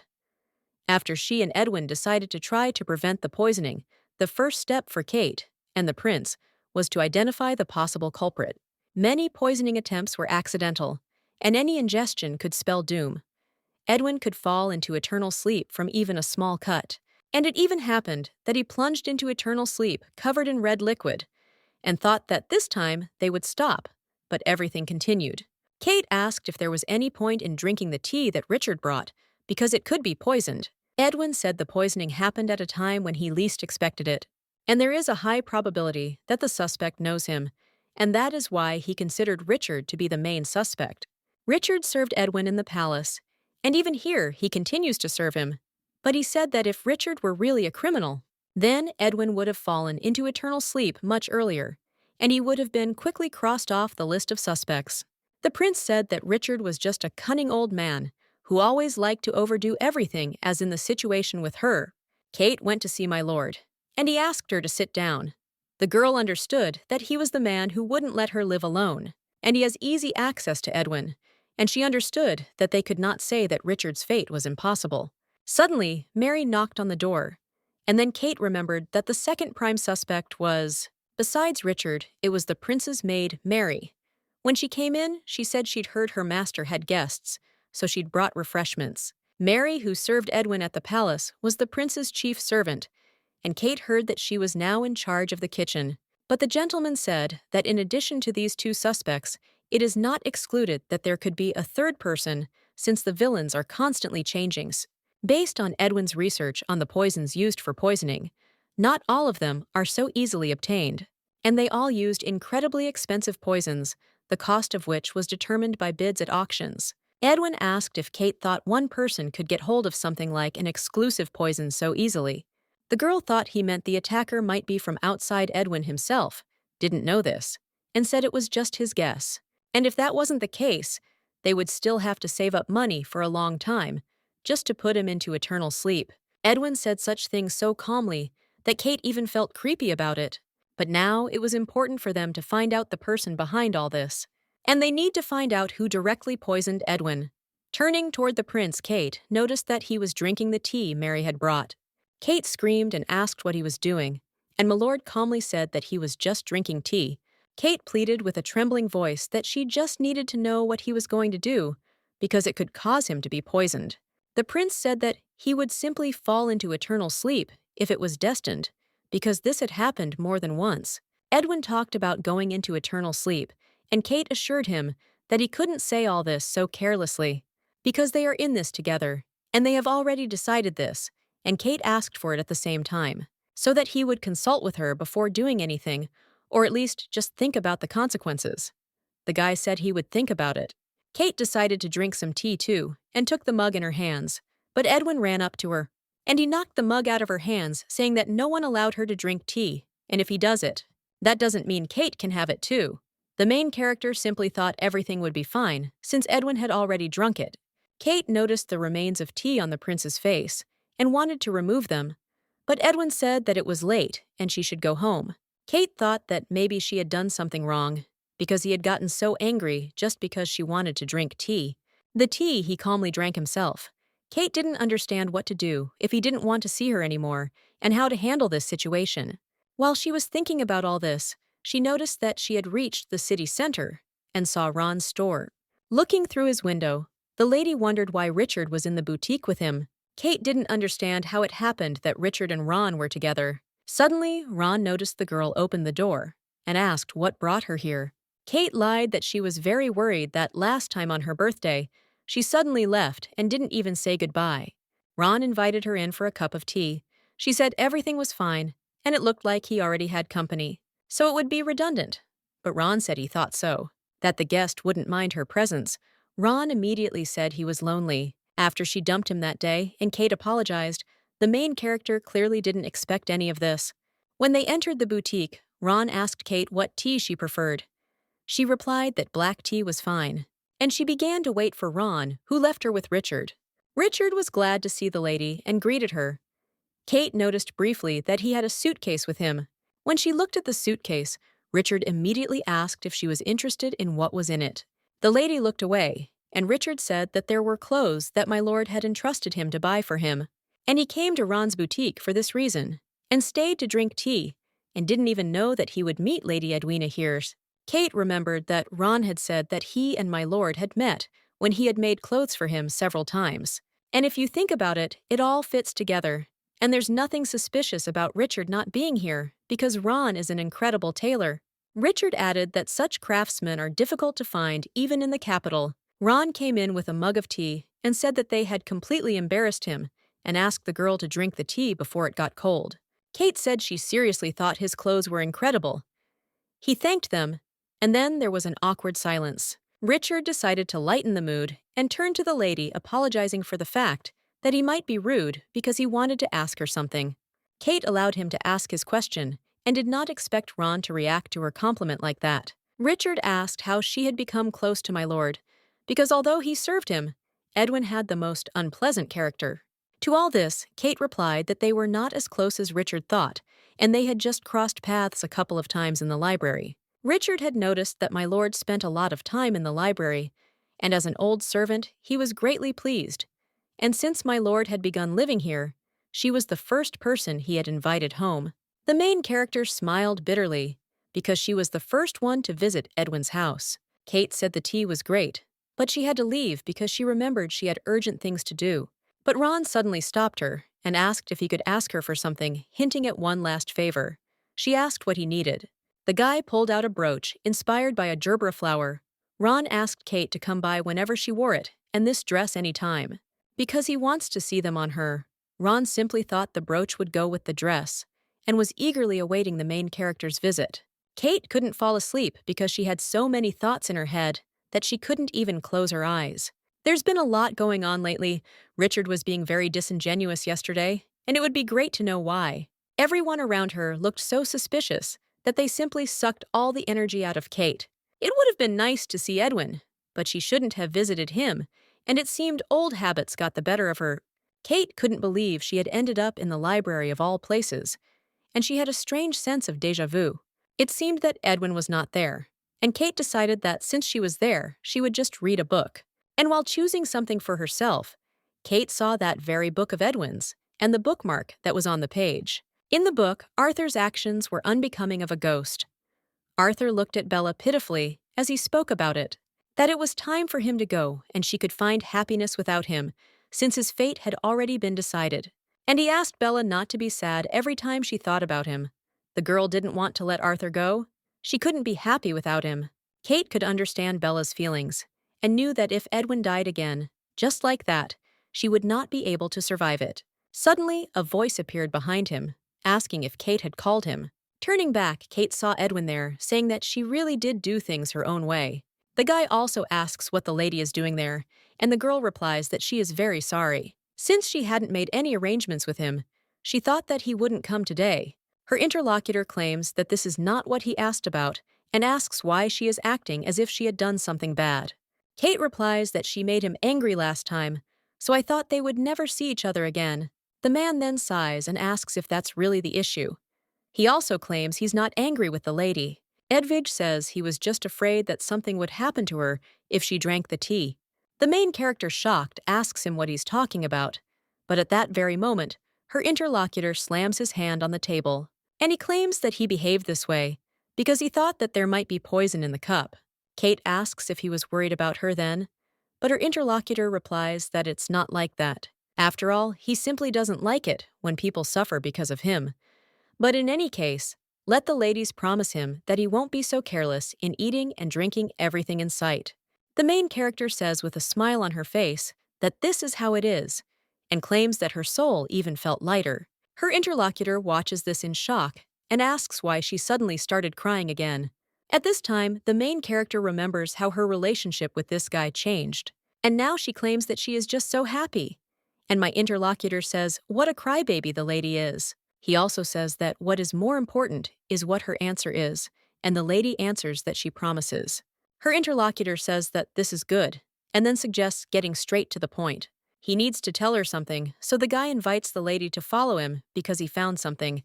The main character asks if he has found the culprit, to which Edwin replies that he has not. But at the same time, the lady was not mistaken, because these things are connected well. First you need to leave there, and he will tell you the rest when...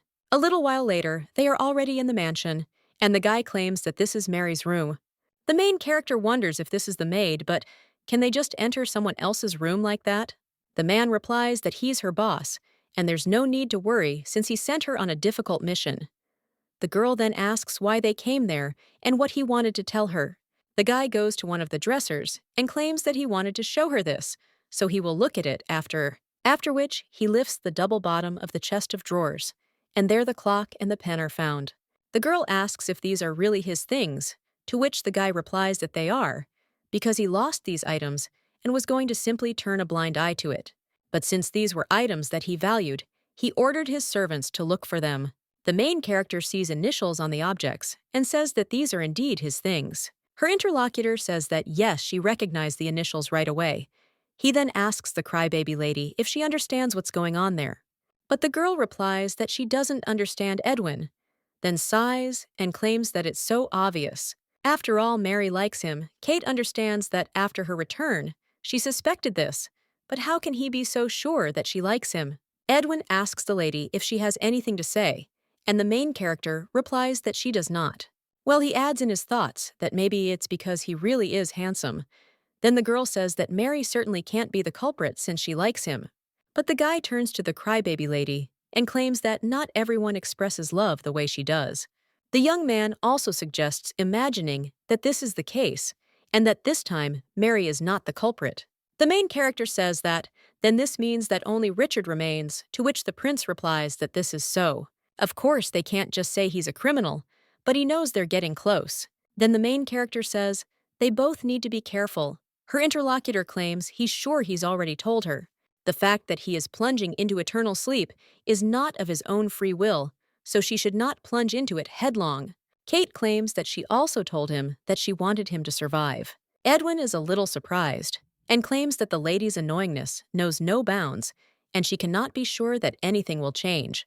The girl replies that he's right, but it's still worth a try. Her interlocutor is silent for a moment, after which he suggests they leave it at that. After all, this is all he wanted to show her. And when the guy is going to leave, he tells the crybaby lady that they will see each other tomorrow, and the girl at the same moment screams that it's good.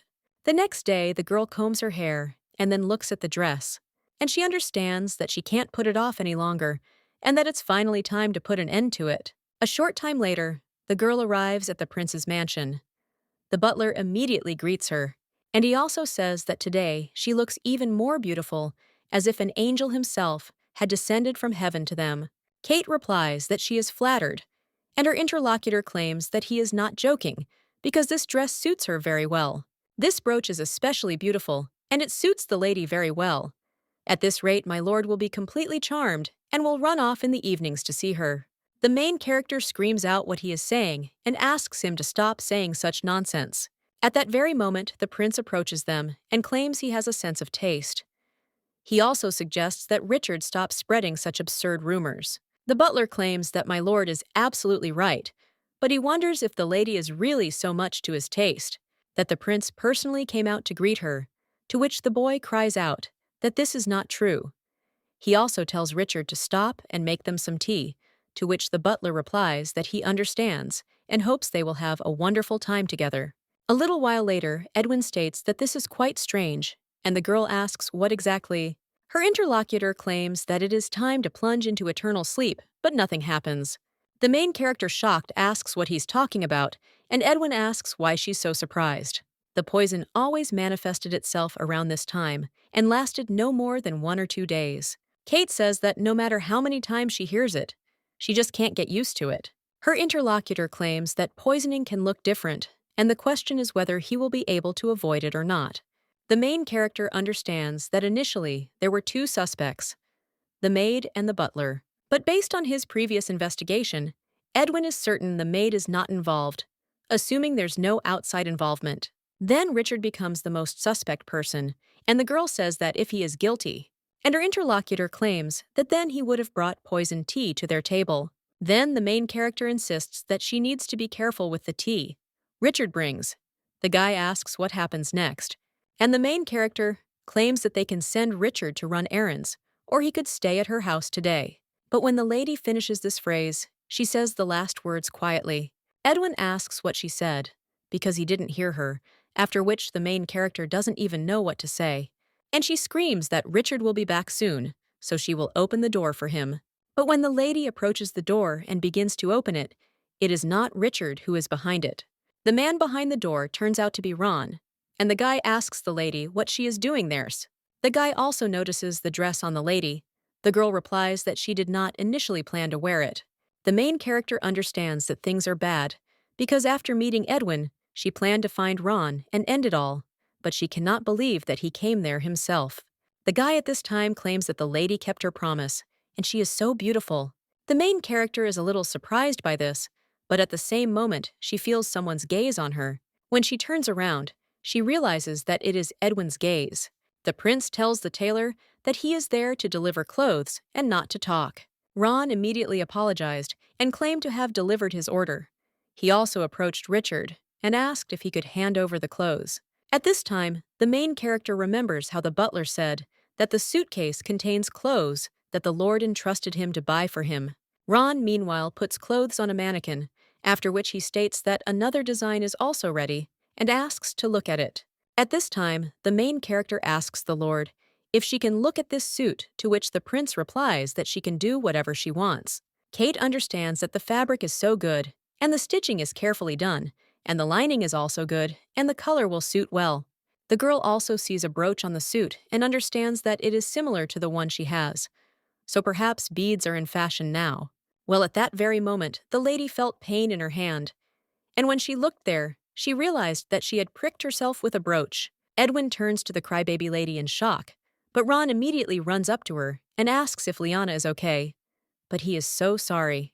The guy also claims that it looks like the brooch was poorly attached and that they need to quickly treat the wound before the infection goes away.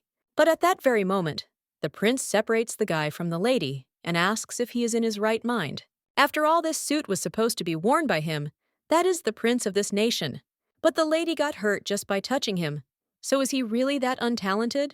His interlocutor then apologizes, and the main character turns to the Mylord. But he only tells her to give him her hand. And when the girl does so, her interlocutor claims that when Richard comes, he will tell him to bring medicine, and the wound is a little deeper than he thought. The main character cries out that she's fine, because it's hardly even a wound, but her interlocutor asks if she really thinks he's doing this because he's worried about her. He just doesn't want to leave scars on a married woman. The main character wonders if he's really saying what she's thinking. Her interlocutor asks her if she feels nauseous or dizzy. There's a chance she might have been poisoned, so if she feels anything strange, she should come clean and say so right away. The girl immediately cries out that she's really fine. Edwin claims that the way she has enough energy and speaks so optimistically, he begins to think that she really is fine. The main character is a little embarrassed, after which she asks if the kind-hearted prince can then close your eyes once and let the tailor go. The guy says she's so noisy, then extends his hand to the lady. But as soon as the clock strikes noon, the main character immediately falls to the floor. The prince, in shock, turns to the crybaby lady and, extending his hand to her, tells her to pull herself together. A little while later, the guy is already at the girl's funeral. He also claims that the lady did say that they would sort everything out together, but is she really going to break their promises this time too? And even though she plunged into eternal sleep because of him, he can't do anything. Besides laying a single flower, the guy says what a worthless prince he is and asks if she agrees. The young man puts down this flower and tells the crybaby lady to look because she is such an idiot. A little while later, the guy screams out, "What does that mean?" He said that someone poisoned the lady, but the judge bangs his gavel and shouts for silence in the courtroom. He also says that whatever the prince's status, he is in the sacred courtroom. Therefore, he will make the final verdict. And since no traces of poisoning were found in the victim's body, the reason for the plunge into eternal sleep is unknown. Therefore, the court finds the defendant, Ron Blanche, not guilty. A little while later, Edwin is already on the street and understands that although he was exiled to the border of the kingdom, this is not enough to completely refute all his accusations. If this is so, then the person capable of controlling the legal proceedings is involved in this. Well, at that very moment, someone comes up to the prince and holds an umbrella over him. When the guy looks up, he sees Ron in front of him. But at that very moment, he punches him in the face, after which he grabs me by the shirt and screams out who the hell he is to make such a sad face. Does he really think he has the right to insult? And the lady fell into eternal sleep because of him. His interlocutor replies that this is true because it's all his fault. The prince, however, says that the poison was definitely on the brooch he brought. So let the guy tell him who's behind all this. His interlocutor replies that he really didn't know there was poison on her. The prince cries out that he continues to repeat all this from the moment she fell into eternal sleep. But if he sincerely regrets that the lady has plunged into eternal sleep, then let him tell him the truth. And the guy is interested in whose doing this is, and also who put the girl into eternal sleep. Well, after this, his interlocutor just starts laughing out loud and wonders if he is really asking who put the lady into eternal sleep. But it was Prince Edwin who did this, because if it weren't for him, the girl would still be alive. The guy understands that if at that moment he told her that if she tries to prevent him from falling into eternal sleep, she herself could face the same fate.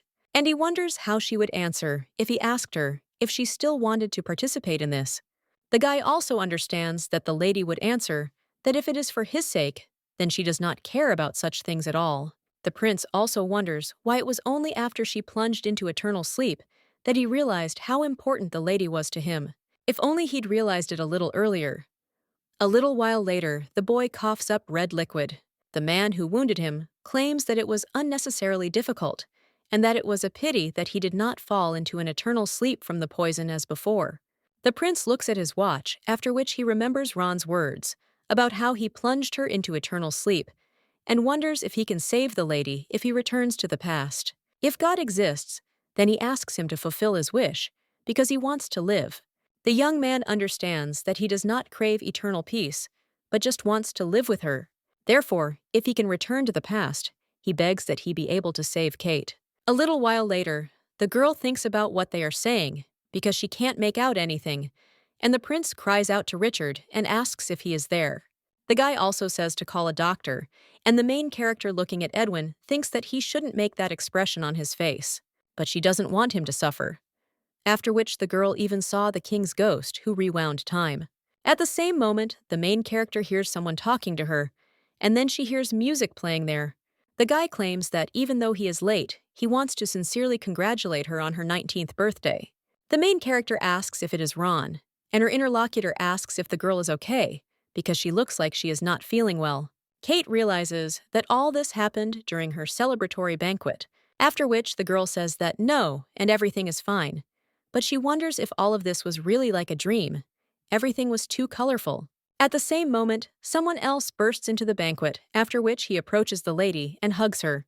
It turns out it was Edwin, and the guy claims that he really thought she had fallen into eternal sleep. The main character turns to him in surprise, and Ron watches all this in shock, after which the lady says that first the Lord should let her go.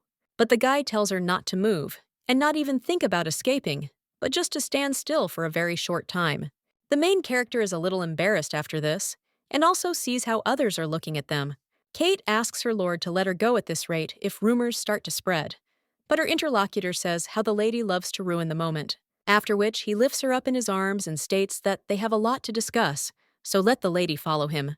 The main character asks him what he's talking about, and a little while later they find themselves in the garden, and the prince says that this will do. When he pays attention to the girl, he asks what she is doing, and she replies that this is the first time this has happened to her, so she doesn't know what to do with her hands.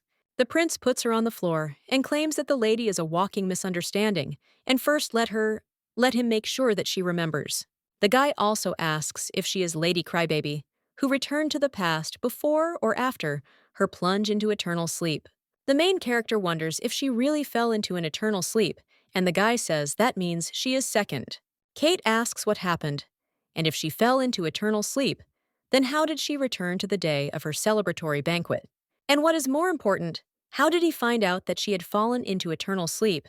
And perhaps, her interlocutor replies that everything is exactly as it always is, because as always, he returned to the past a couple of days after she fell into eternal sleep. And the girl asks if in that case, this time he too fell into eternal sleep. Her interlocutor replies that yes, and the girl wonders if it was from poison again. The prince says no. It was she who was poisoned, and his 10th induction into eternal sleep involved the use of a weapon. As soon as they had him in eternal sleep, they left the scene of the crime without a care, and he could have avoided it. The main character asks why he didn't do it then, because it's much more painful than falling into an eternal sleep from the poisons. Edwin replies that it didn't hurt him because he had already experienced this several times. But what's more important is that he wasn't sure, and the main character is wondering what he's talking about. The guy then gets embarrassed and cries out that he didn't know how to resolve this situation without her, and that's why. But then the young man sighs and claims that it is all because of her, because he wanted to return to the past where she was still alive. The fact that the lady had fallen into eternal sleep because of him tormented him so much that he felt like he was going crazy. Edwin. He claims that this was the first time he did not want to fall into eternal sleep, and therefore returned 10 times, because he did not want the lady to fall into eternal sleep. And this time, when he opened his eyes, he returned to the moment of her festive banquet that very day. The girl asks if the Lord hadn't returned to the moment before the incident with a cigarette all the previous times, to which the guy replies that she's right. And this is the first time after which the lady asks if something has occurred to him. The young man then recalls how he begged to return to the past and from bed, but now he claims that nothing. Then, the girl suggests that he look for clues together, to which the guy only remains silent. Kate asks what her descent into crippling sleep was like. Her interlocutor claims the lady ended her life with a poison that was odorless, colorless, and left no trace. The main character understands that anyone can fall into eternal sleep from such a small cut. After which she looks at her hands and says that, if this is so, then the person who brought the clothes is Ron. At that very moment, the girl hears someone calling her name, and it turns out to be Ron. The guy cries out that everyone is worried about Lady Gerald and asks where she is. At this time, the prince says how much he doesn't like this guy, and the main character tells the lord that since people are looking for them, shouldn't they return to the banquet? But her interlocutor at the same moment takes the lady by the hand and asserts that he does not want to go there, especially if that guy is there. After which he asks the lady what she thinks, and does she really want to return to such a holiday? The main character replies that no, after which, with a smile on her face, she asserts that she likes it when it's just the two of them, and her interlocutor asserts that everything is as he thought. This time, let her follow him herself, and he will tell her something more fun. A little while later, the guy is already standing with a lamp and asks why the girl is frozen there and let her pass. The main character wonders if they can just enter the library late at night, and her interlocutor says that everything is fine, but he has already been there a couple of times and nothing happened. The girl thinks that, of course, he is a prince, but then asks why they needed to go to the library. The guy claims that he said that he wanted to be alone with her, and the girl doesn't even know what to answer. Her interlocutor claims he's been thinking about it, but wonders why she's so calm. After all, the lady had fallen into eternal sleep and returned to life. The main character is a little surprised by this, and her interlocutor claims that this is something beyond the realm of possibility, like a memory of her immersion into eternal sleep. After all, there is nothing after it, and the main character claims that it was not painful at all, but she was terribly afraid that this could be the end. But then the lady claims that more than anything, it all seemed so pointless. Her interlocutor replies that everything is so, because plunging into a crippled sleep is exactly like that, and is usually also painful. Such things cannot be taken lightly, and the lady may again fall into eternal sleep, so he asks if she wants to stop. She doesn't have to drag herself into this anymore, and it's not her fault if she gives in. The prince asks if she wants to get her lost time, back to which the lady replies that she does. But when the guy wants to say something, the girl adds that she wants to give me back her time and theirs. She will not back down because if that were her wish, she would have run away long ago. Her interlocutor claims that if she has to plunge into eternal sleep again, it could be terribly painful. But does she really still agree with this? The girl nods after this, and Edwin tells the crybaby lady that she still can't learn. The main character insists that if she runs away, she won't be able to be with him. The guy asks where she gets such courage, and the girl, with a smile on her face, replies that nothing of the sort, after which she notices how the young man takes a book from the shelf. The girl also turns to the milord and asks if he remembers the author of this book, to which he replies that he has read it many times, so of course he remembers. But at that very moment, the boy realizes something. The main character claims that the author's name, William Day, was written on the cover, but now, when she looks at this book, she understands that there is nothing there, and the lady claims that if she thinks about it, she remembered something. When she first returned, there was only one single letter written on the book, but now there is nothing there. The guy realizes that the late king's favorite book is the book he read to find the reasons for everything that happened before his first returns. There were definitely all 10 letters written in the author's name, and only one letter remained after the 9th return of Edwin and her first. And now this is Edwin's 10th return, so the girl claims that now he will no longer be able to return. The girl claims that this can't be just a coincidence or a crazy chain of events. Her interlocutor after this says that they will look, and then the lady says that now he should turn on his brain and come up with something. Her interlocutor asks what she is talking about, and the lady asserts that if he thinks carefully, he will definitely come up with something, and earlier, he said that she was plunged into eternal sleep from the poison. And then, as expected, at that very moment, the guy screams at her to wait and asks if she understands what is happening now. They don't know if she can come back again, and if she falls into eternal sleep, then that's the end. So if they leave everything as is, then he will finally be able to meet. But the girl claims that he said that he didn't want to fall into eternal sleep. And then they have only one solution.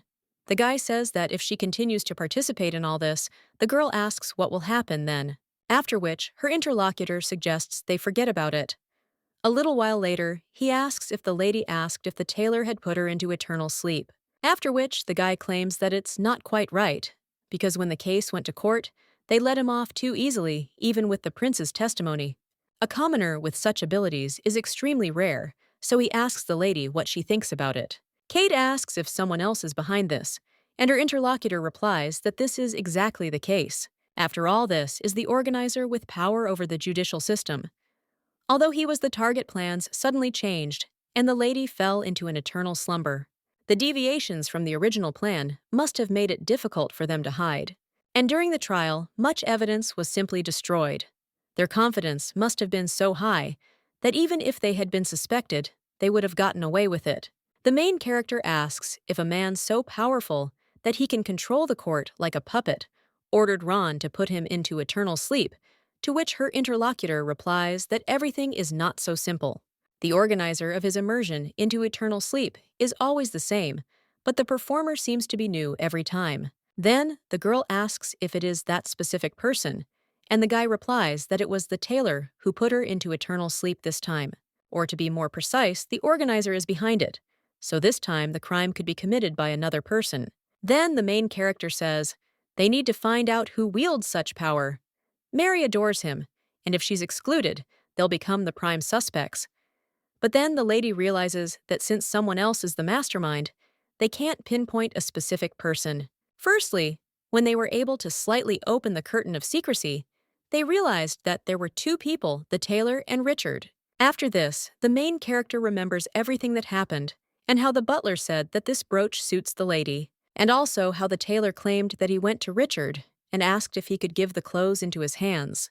The main character says that if you think about it, then how did he know that Ron was guilty? Her interlocutor claims that it is obvious that only such a cunning person could use such tricks. Kate wonders if Ron is being cunning. She claims Richard is also capable of this, and was initially their prime suspect. Edwin claims the tailor was pardoned too quickly, and the main character argues that there's a high probability that Ron is a criminal. But they can't just write off Richard, after which her interlocutor remains silent for a while. And the main character wonders if there is some other reason, and the guy asks how she even figured it out, after which he says that in fact, after she plunged into eternal sleep, he began to suspect everyone around him, and Richard too. He has lived with his butler since childhood, and if you think about it, he has been there more than his parents. Therefore, he knows all his habits and the smallest mannerisms of behavior. And when the lady fell into eternal sleep, he was sincerely trying to console him. He had never seen such an expression on his face, but at the same time it was familiar. The guy remembers how he was at the funeral of his parents, and claims that this is an expression.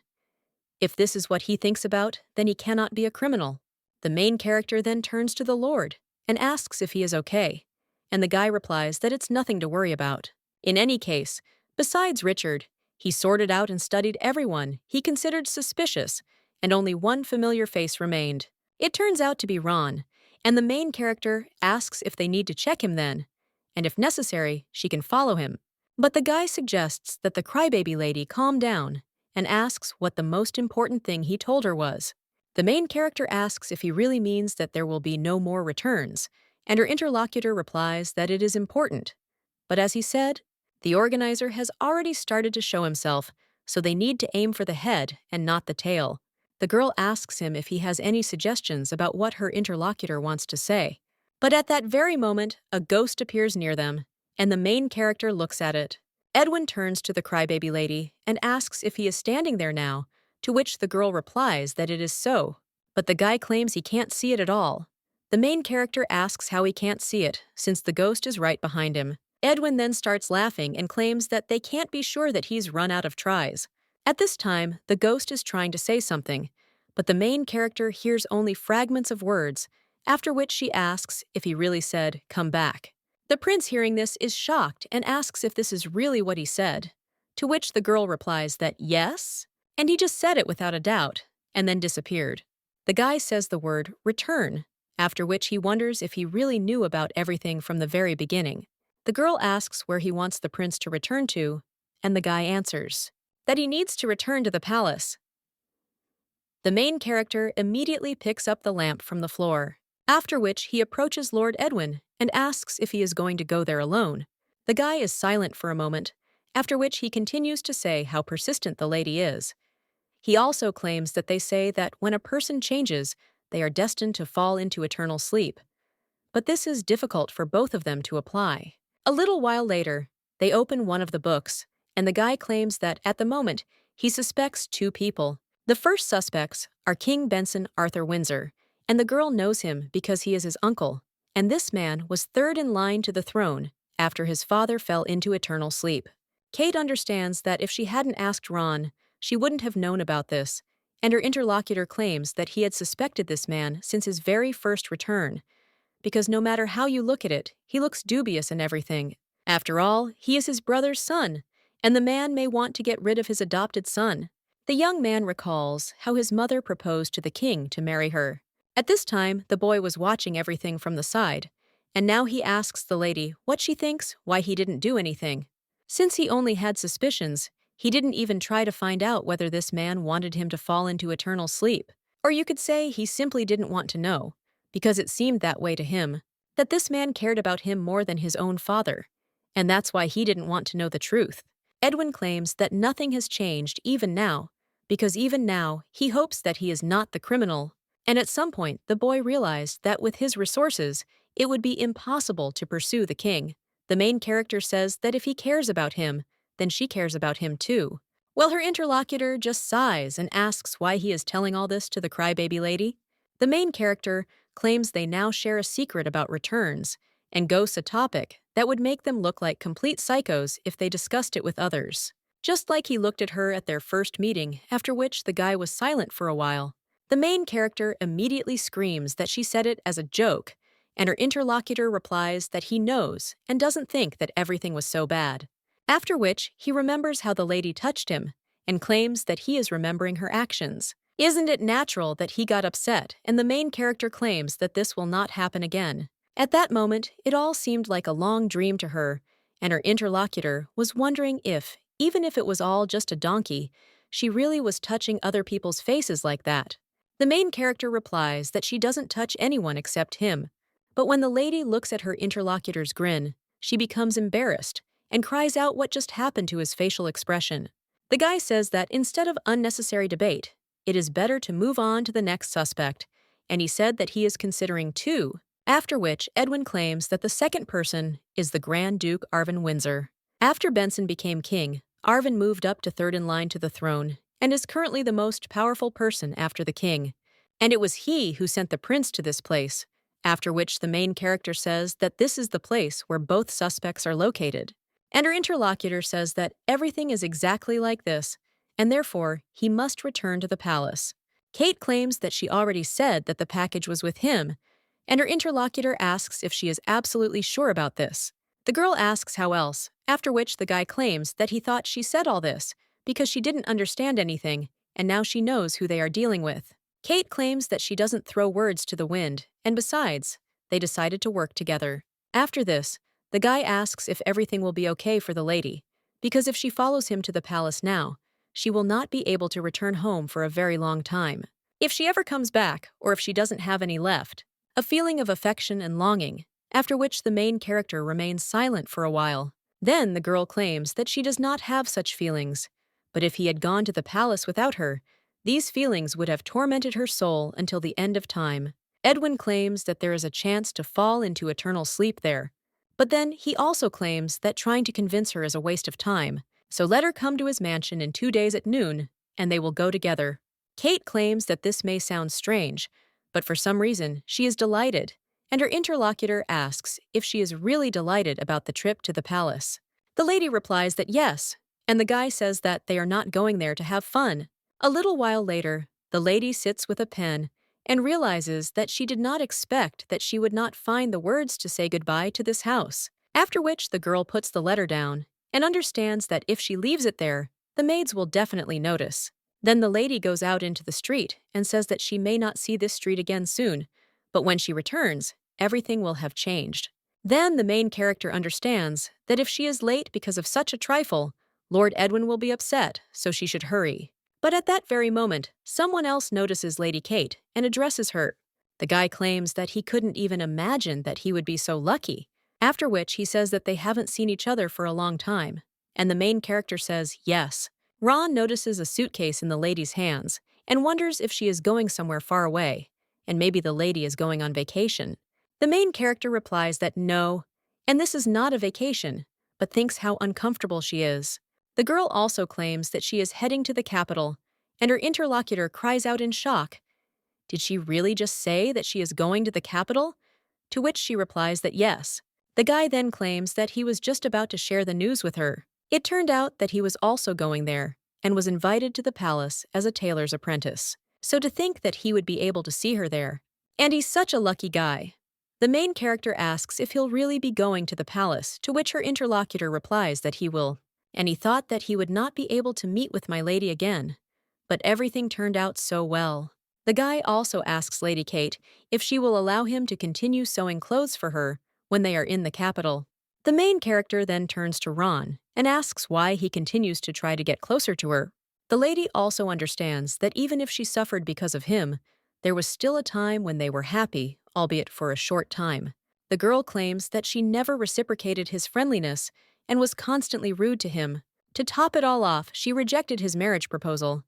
But her interlocutor replies that it's because he already told her about it. He wants to maintain a good relationship with her. And the girl asks what he means by a good relationship. And does he really mean to propose marriage and a relationship? The guy claims he'll be honest. After which, he says that he often watched Lady Kate even before his proposal, having plunged her own mother into eternal sleep at birth. The second daughter was named the disgrace of the house Gerald. Unlike her older sister, the lady was gloomy in appearance, and her soul was dark, and so everyone repeated in unison. But one day in the boutique, where he worked as an apprentice, he saw a lady for the first time, and then he felt they were alike. The girl's life was unsuitable for the environment into which she was born. He thought that maybe the lady was also as lonely as he was, and the main character asks what this means. The guy claims that when he lost his parents at an early age, he had nothing left except an old store and his sewing talents. And when he turned around, after how long he continued to run away in an attempt to survive, making dress after dress, he realized he was alone. He had no parental support or true friends. And then he saw the lady. Even when everyone was pointing fingers at her, his opinion was different. That's why he wants to have a good relationship with her, and he didn't want to leave someone like him alone. The young man takes Lady Kate's hand and states that the reason he proposed to her is because that he could feel the same lonely aura emanating from her. One cannot get used to loneliness if one simply endures it for a long time. And even now, his feelings have not changed. At this time, the main character remembers the poisoned brooch and imagines what would have happened if Edwin had pricked himself on it. The girl claims that she also has business in the palace, and if they ever see each other again, then she will at least say hello, after which the guy says yes. After this, the girl tells him to take care of himself, and when he wants to leave, she claims that she wanted to say something else. After all, she is no longer alone. And a little while later, someone approaches the crybaby lady. It turns out to be Edwin, and the guy says that she is late. The main character asks for forgiveness, and her interlocutor claims that today she behaves differently. Kate asks what he's talking about, and the guy suggests that she forget about it because in any case, they're late, so they need to hurry. At the same moment, someone else approaches the lady and greets her, and also states that he is glad to meet them. The man claims that his name is Richard, and that he is Lord Edwin's butler. The protagonist asks Richard why he's introducing himself, considering they've already met. But at that moment, the girl realizes they went to the library, and she hasn't met Richard yet. Kate also introduces herself, and the butler says he's pleased to meet her, then asks to be called by his first name, and asks if the lady can give him her bag. He agrees. The man says he's honored to escort them both to the palace, after which he even says that perhaps she is Lord Edwin's girlfriend, and the main character is indignant, after which she screams that not at all, and Edwin also says that nothing of the sort. After which the carriage sets off. The prince claims that the lady has always lived near this village, and he wonders if she's really that interesting. The main character replies that not much, and in fact, before their meeting in the library, she had hardly gone outside. And after he plunged into eternal sleep, she did it even less often. Her interlocutor claims that they will return there again, and the main character asks if he was really trying to console her. At that very moment, the guy screams out, "What kind of nonsense is this?" Because he just said that they would come back. and it is obvious that their destination is starting to give him a headache. So we need to hurry and get out of there. Kate asks if it would be rude to ask him what it's like to return to the palace. The guy replies that this is a normal question, and although he encountered difficulties after plunging into his father's eternal sleep, well, this place is filled with happy memories. Kate realizes that even though Edwin didn't finish the sentence, she knew what he meant.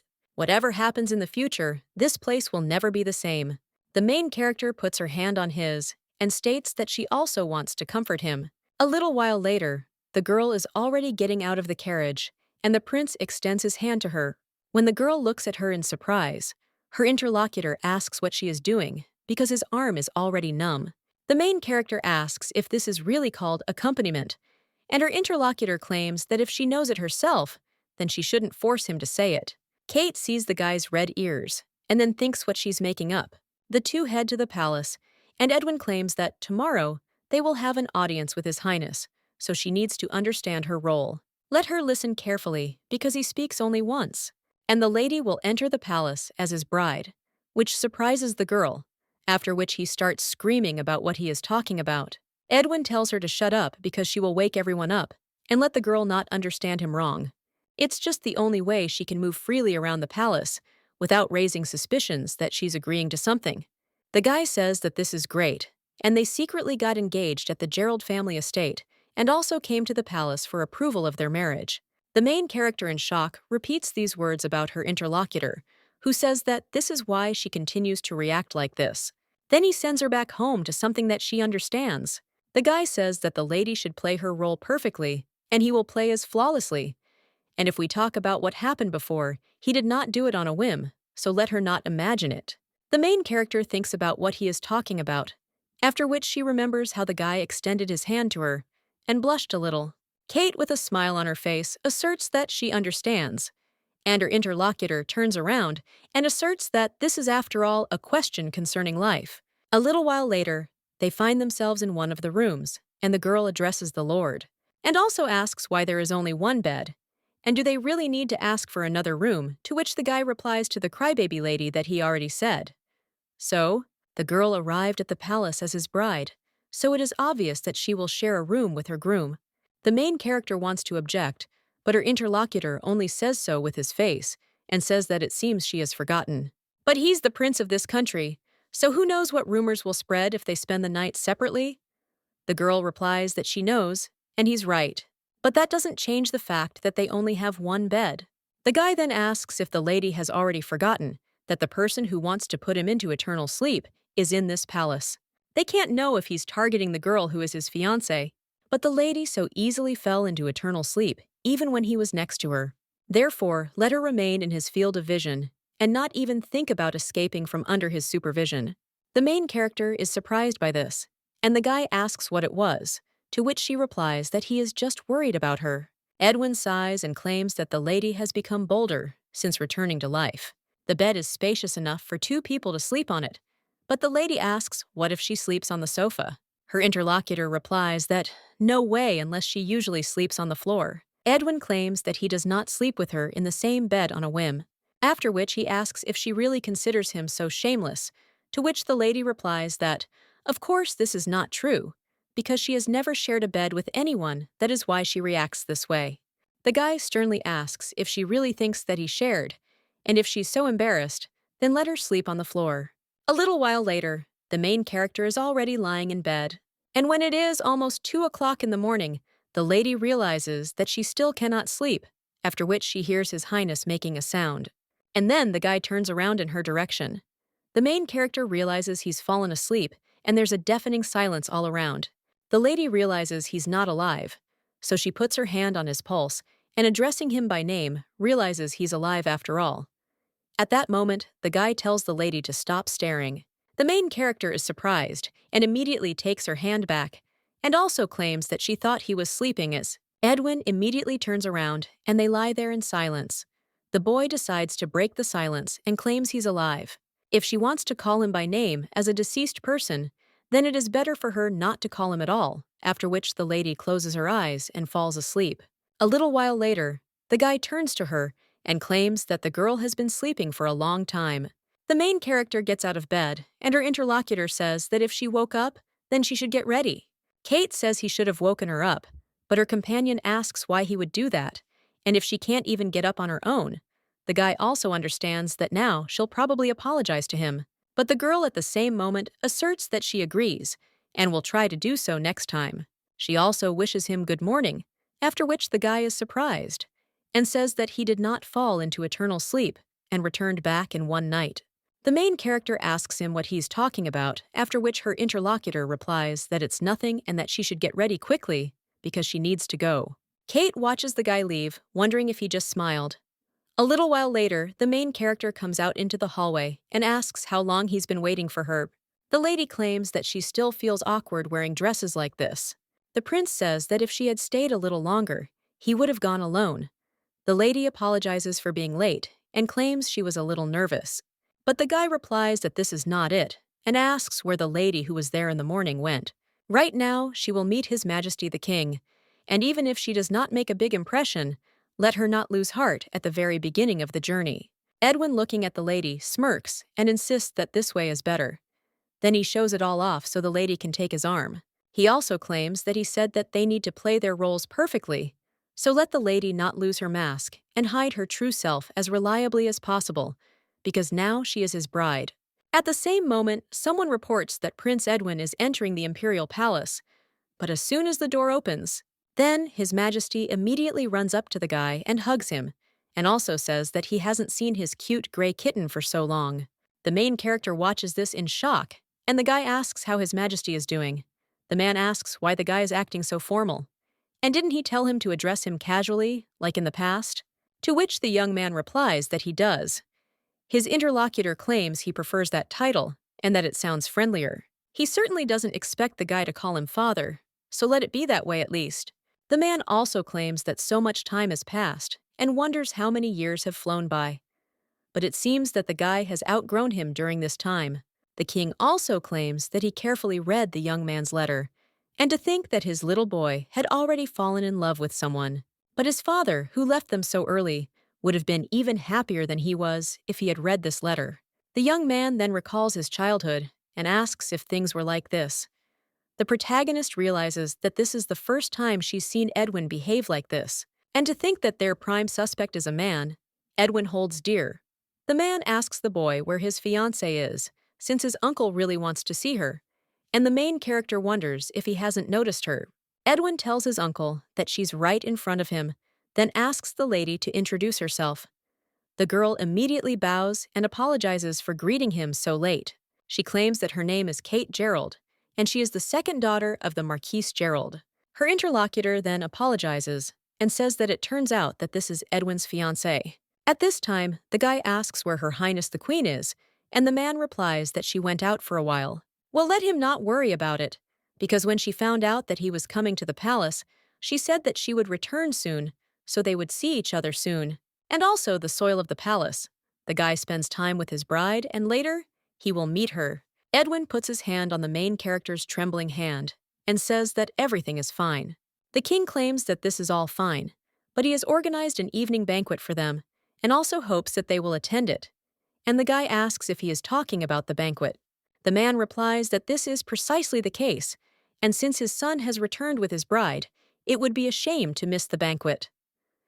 The young man realizes he should decline the offer and is about to say something, but the king immediately turns to Lady Kate and asks if she disagrees with him. The main character wonders if this question is really addressed to her, and she should refuse. But when the lady is about to say something, she looks at the expression on the king's face and then claims that she is so touched by his concern for them. But at the same moment, the prince claims that he does not want to go, and when the king turns to him in surprise, the guys claim that they clearly told him that they want a quiet wedding, and besides Kate, I like lively places. Their interlocutor says he's been preparing for this banquet since receiving his letter, and everyone is curious to see the two of them, so let them show up at the banquet at least for a little while. He's certainly not his biological father, but he asks them not to refuse. The guy then claims that since he's already said that they'll come and leave immediately, to which their interlocutor affirms that's fine, and thanks the young man for changing his mind. The guy then says they'll see each other later and leaves. As they head down the hallway, the main character suddenly apologizes. Her interlocutor asks why, and the lady insists that if she had handled things better, they wouldn't have had to go to the banquet, and for that she apologizes. Edwin says that by the time his uncle found out they were coming, their participation in the banquet had already been decided. And since it had been decided they would have had to go anyway, the guy also wonders if everything will be okay, because not only his uncle will be at the banquet, but also other people holding high positions. And for her who lives only on the lands of the Geralds, this could be frightening. And for him too, it's his first time in this situation. But what if she's there and he can't handle it well? At that very moment, the main character interrupts him and yells at him not to worry. Can't they just pop in for a minute and leave quickly, and nothing bad should happen? Her interlocutor then claims that she really is thinking too positively. The guy also extends his hand to the lady and asks if she's already forgotten what kind of relationship they are in, to which she replies that she hasn't forgotten. Kate claims that the nickname seems to suit him well, because Edwin really does look like a cute cat. The guy is only embarrassed by this and tells the lady to shut up, because if she mentions that strange nickname again, he'll actually be offended. When the guy opens the door to the room, he sees a butler there, and the man asks if it's really Lord Edwin and Lady Kate. Kate asks if it's Richard, and the prince insists he arrived earlier than expected. The guy also asks why the lady is so surprised. After all, if he's there, then so is Richard. He ordered him to bring extra luggage that might be useful. The butler, meanwhile, wonders when Lady Kate and Lord Edwin became so close. They never said anything, but in the end, as he predicted, they eloped while making love. When he heard the news of their engagement from other people, it felt like the old man's heart was breaking. The main character cries out for Richard to wait, as she'll explain everything now. But her interlocutor suggests not to be shy, as he's served His Highness for over 10 years. It's hard to believe that Lord Edwin, who never knew the word wedding, is now engaged, after which he almost in tears asks Lady Kate to take care of Lord Edwin so he can pass on to the next world without regrets. The protagonist wonders if this is the man she always considered the prime suspect. The prince immediately tells Richard to stop. The man immediately claims he's foolishly interrupted their time together, and his companion asks what that look is. The butler then insists he's leaving, and that they should let him know if they need anything. Edwin throws him a pillow and yells that they're fine, so he should go. Now the guy says he's serious, and was reading a book but was interrupted.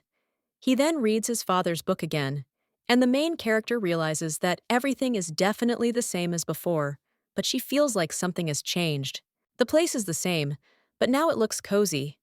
The guy turns to the crybaby lady and asks how long she plans to stand there, to which she doesn't even know what to answer. Her interlocutor says she can give answers right from there and asks what impression she got of King Benson. The main character claims that he seemed genuinely happy to see the guy and that he values him, but even so, she thinks she needs to keep an eye on him to be sure. The guy says there will be another opportunity later, and the main character asks if that's all there is to it, and he won't even offer any advice. Her interlocutor replies that she should already know that he doesn't know, which is why it's so difficult. Kate insists she understands and will take his advice into account, after which she calls him Cute Kitten Edwin.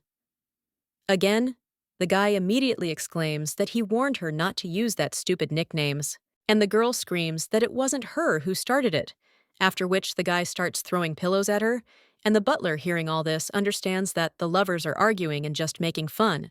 The main character realizes that for the first time in her life, she's raised her voice at someone, especially Edwin.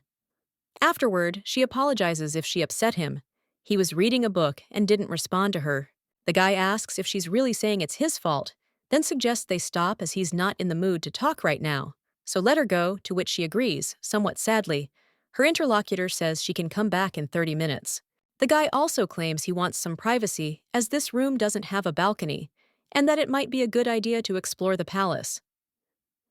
The protagonist asks if he's talking about the palace, and he replies that he is, because they don't know for how long, or at least for a while. It's not time for action yet, and there's no reason to put her into eternal sleep. It won't be dangerous, but she should still return in 30 minutes. After this, the protagonist, touched, turns to Lord Edwin. He asks if it's obvious he's angry and that he can't send her away any longer, which irritates him even more. The guy also motions for her to get lost. A little while later, the woman appears in the hallway. She smiles as she thinks about those 30 minutes and realizes he really does look like a kitten. The woman also realizes she's left the room and wonders where she should go. Peering into one of the rooms, the lady realizes she's unfamiliar with the main palace. However, when she examines it, she realizes it's a library. The palace library is on a whole new level, and the lady sees a stack of books.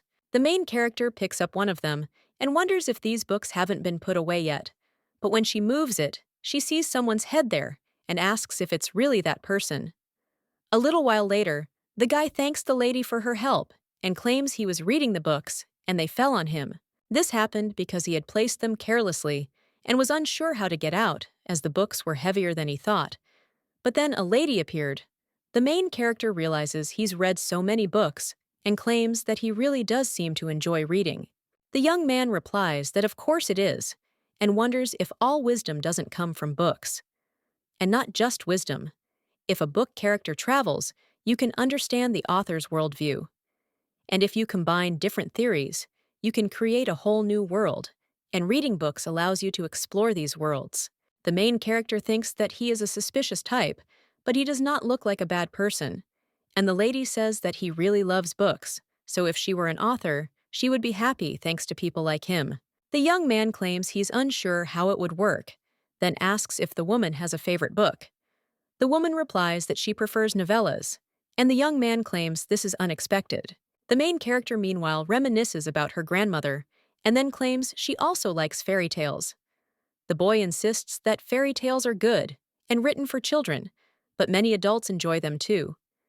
The young man also claims she's holding a fairy tale that was recently sent there, and it's about Eddie the cat. In this book, there was a nameless forest on a mountain, and it was the place where the Lion King's son Eddie was born. He was a cat with a beautiful silver tail.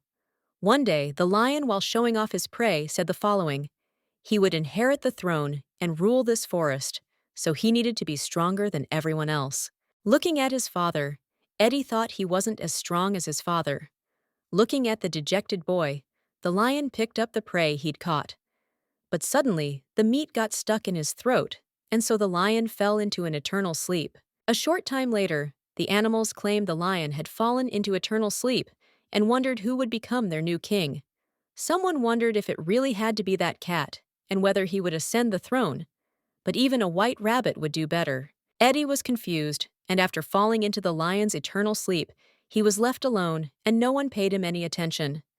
The kitten fell lower and lower, and finally, as he rested near the edge of the forest, a wolf coming for the lion's meat attacked Eddie and left. The mauled Eddie remembered the lion. The boy understood that left alone, he would be equally lonely, falling into eternal sleep. The main character reads the fairy tale in shock, and her interlocutor asks how she managed it, since it was created by a capital doll maker. He thinks she perfectly captures the emptiness of life, which is why he really likes the story. The guy asks, what about Milady? The main character realizes that the main character in this story is her cute gray kitten, and no matter how you look at it, Eddie reminds him of Edwin. Her interlocutor claims that, frankly speaking, he wrote the story as soon as he received permission. The main character looks at him in shock, after which the guy addresses the Mela alone, but the girl immediately looks at her watch and exclaims that she still has things to do and needs to go. After which the girl runs out of the room, and the guy lifts his glasses and claims he completely forgot to ask her name. But apparently, she really does have important things to do. As the girl walks down the hallway, she wonders how this man could have written such a story, and whether she should tell Edwin about it. Maybe she's worrying for nothing. She considers that there was a lion, the king of the forest, and forest that thirsted for a dress. There was also a kitten there. The main character, shocked, ponders all this, and then turns to Edwin. He asks why her face is so pale. But at that moment, someone else runs up to the lady and greets her with a hug. The girl asks if she is Milady Kate Gerald. Then, she wonders if she's really her older brother's fiancée. The main character thinks how cute the girl is and asks if she's Edwin's little sister and a princess. The little girl replies that it's true and that her name is Urian. This stern-faced guy has only one sister, and her interlocutor asks what the girl said. The main character wonders if he's the terrible one and the little girl insists she was wondering who wanted to have sex with her brother, and it turned out to be my lady. After that, the girl says that means Kate is an angel. The main character looks at the little girl, who seems like an angel herself, and Edwin suggests to his sister that they shouldn't say anything weird to Kate. The little girl wonders if he doesn't like her being friendly with the angel, but her brother once again suggests that she shouldn't say anything weird and leave quickly. Meanwhile, the little girl insists that whatever the case she's asking him to, choose his words more carefully. Although she's generous and grants him forgiveness, the guy tells the little girl to shut up. The main character realizes that, since she's a princess, she'd better talk to him alone. The little girl immediately hides behind the main character's back and asks her brother, how dare he treat a lady like that, especially since he wouldn't do that to Kate? The young man then asks what kind of lady she is considering. She hasn't even had her coming-of-age ceremony yet. The girl then turns to Kate and asks if she'll also come to her coming-of-age ceremony. The protagonist replies that she'll definitely come after, which they pinky promise, and the little girl insists that she'll say something nice in return. The little girl also whispers to the lady that not long ago when she arrived, her brother came out and was very worried about Kate. But at that very moment, the boy covers his sister's mouth and tells Bertha to shut up. He also turns to Kate and tells her to go to her room, because he needs to talk to her. When the girl sees her brother's face and hears him say they need to talk, she cries out for Kate to help her. The protagonist simply walks toward the room, her thoughts changing, but she realizes there's nothing she can do. A short time later, the boy returns to the room. The girl asks if the princess had a good time. Edwin replies that she has nothing to worry about, as he wouldn't mistreat his only sister. The boy also asks what's going on, and when the lady asks what he's talking about, her interlocutor asks what she wanted to tell him, and that something did happen. Kate asks if he's really understood. Even though she tried so hard to keep a low profile, Edwin insists it's written all over her face, so it was hard not to notice. The girl says that, in that case, she understands there's no point in worrying, but she's telling him what happened. Her interlocutor then says it's clear, and she's talking about a book of puppet theater fairy tales.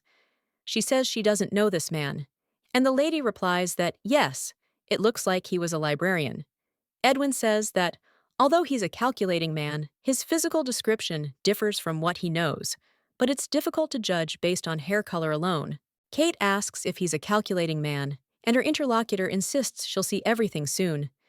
He asks if the lady is ready to go to the reception, but there's almost no time left, and the girl wonders if it's time already.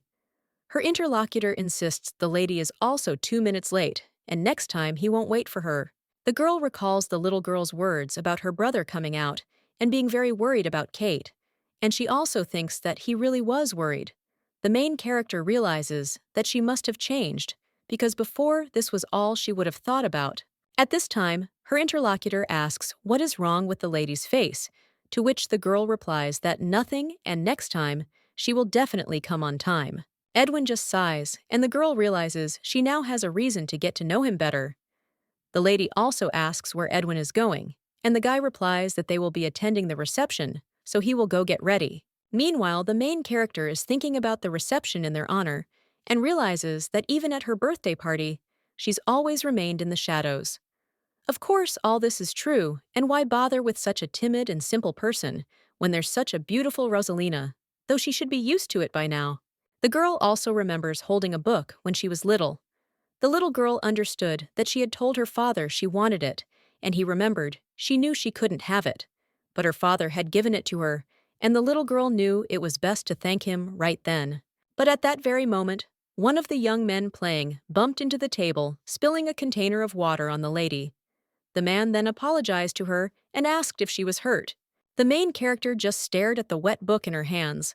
But at that very moment, another boy turned to his friend and told him they needed to run. The boy asked what he was talking about, since it was because of him. Well, before he could finish, this guy claimed that this was a reception in honor of this lady, and this girl was guilty of plunging her mother into eternal sleep, so this would be her punishment. Since on this day, the Marquis's wife fell into eternal sleep, the main character understands that it's impossible to get used to this. The little girl, looking at herself in the mirror, realized that this was all her fault, and that it would be better if she looked more like her mother. If she had been born beautiful, everything might have been different. The girl also wonders what if Edwin were reproached for marrying such an ugly and stupid girl. Until now, she'd been trying to be brave for him. But at that moment, someone turned to the lady and asked what had happened. The guy told the lady to look at him and asked if she was okay. Kate claims that she thought he had gone out, but her interlocutor claims that she didn't answer him and asks if she really wants to say anything else, to which the lady replies that she doesn't. Her interlocutor insists she knows what happened, and the lady says she just doesn't think she can go to the reception. If others find out he has such an ugly fiancé, they'll definitely laugh at him. She tried to act brave, as if nothing had happened, but she couldn't stop thinking about it, and the lady asked if she was stupid. The guy asked if that was really the only reason she was worried, and that they weren't going to stay there anyway. So he told her everything would be fine, and he never broke his promises. Firstly, he'll keep an eye on her, and it would be strange if someone started making fun of her. And he won't allow anyone to say anything bad about her, so the ladies shouldn't worry. The main character turns to Mr. Edwin in surprise, and the guy tells her not to get anything out of her head. He just doesn't want his fiancée to have low self-esteem, and the girl replies that yes, after which she apologizes for bothering her. The guy says she's saying it wrong and that he told her how it should be, after which the lady replies that yes, they thank him, and her interlocutor claims that things are better. The young man then asserts that now he really should get ready, and at that very moment, someone knocks on the door. Edwin says that they finally arrived, and he didn't want the lady to go looking like that, so he called the maids, and they would help her get ready. They'll make the lady so beautiful that no one will have any bad thoughts, so she shouldn't worry. The main character understands that she was worrying for nothing, because he cares about her. The lady also thanks Mr. Edwin, who says they're done then, and that he'll be waiting for her. A little while later, the main character asks if they're finished, to which the maid replies, yes. The girl looking at her reflection claims it's not her, but rather a different person. When the lady steps out into the hallway, she sees a prince there, and he claims she looks quite nice. The main character realizes he's a library elf, or rather more like an angel. The guy claims he understands he's very handsome, but her intense gaze unsettles him a little. He then turns to the lady and asks if she's still worried, to which she replies that she doesn't know, because everything seems fine. But when it comes to greeting her, how should she react? Edwin tells the lady not to waste her nerves on other people and to focus on him, after which they enter the ballroom.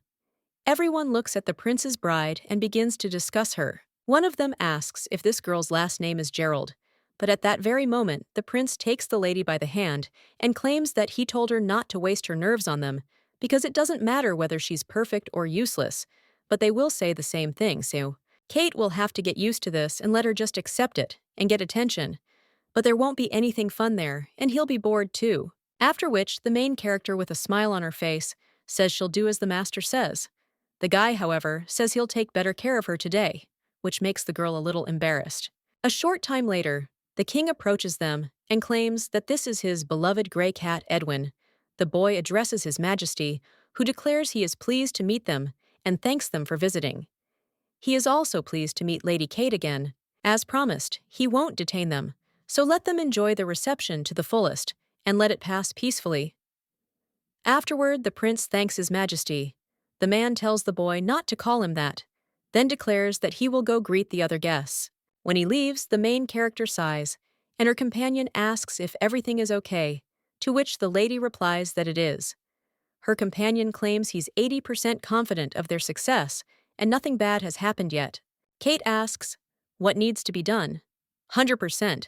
If he's talking about 80% now. Edwin asks why she's so worried, considering he's right there with her, a perfect example. The main character thinks how confident he is, but at that very moment, someone turns to Edwin and says they haven't seen each other in a while. Kate realizes there really is no time to rest, and wonders who it is this time. The guy talking to the prince claims that, although they had talked about his arrival, he didn't think he would actually be there. He also wonders if this is his rumored fiancée. The prince replies, yes, after which his interlocutor asks if that's really true. He knew the boy had distinctive taste, of course, but never thought it would be that distinctive.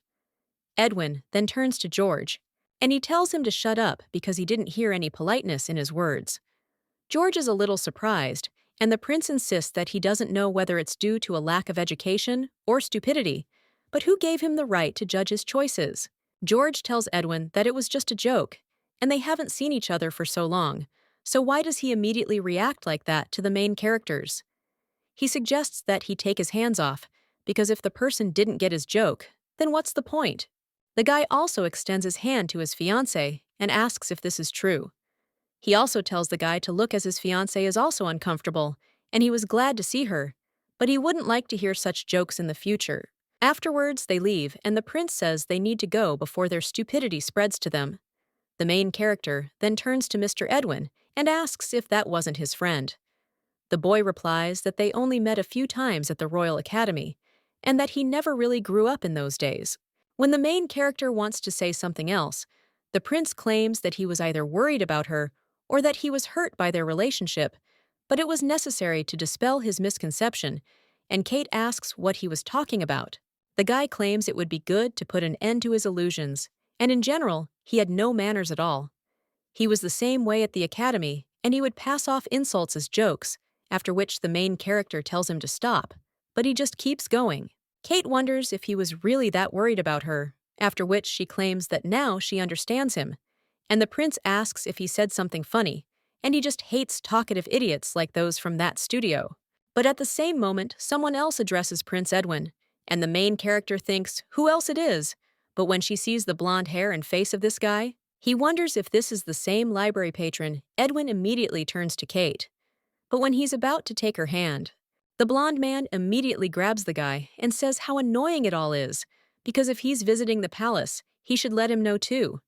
He was planning to come to print, but as soon as he heard rumors of his arrival, he's so busy and sad. Edwin says that it is clear and that he will notify in advance from now on. But at that very moment, the blonde looks at him seriously, after which he grabs the guy by the cheek. And then with a smile on his face, he claims that Master Edwin's cheeks are so soft, Edwin claims there are too many extra eyes there, and turns once again to Archduke Eyvind.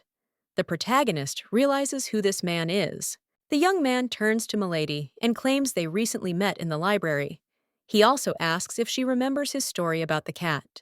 He's so sorry the lady had to leave then. He hasn't even introduced himself yet. After which the guy claims his name is Eyvind Windsor.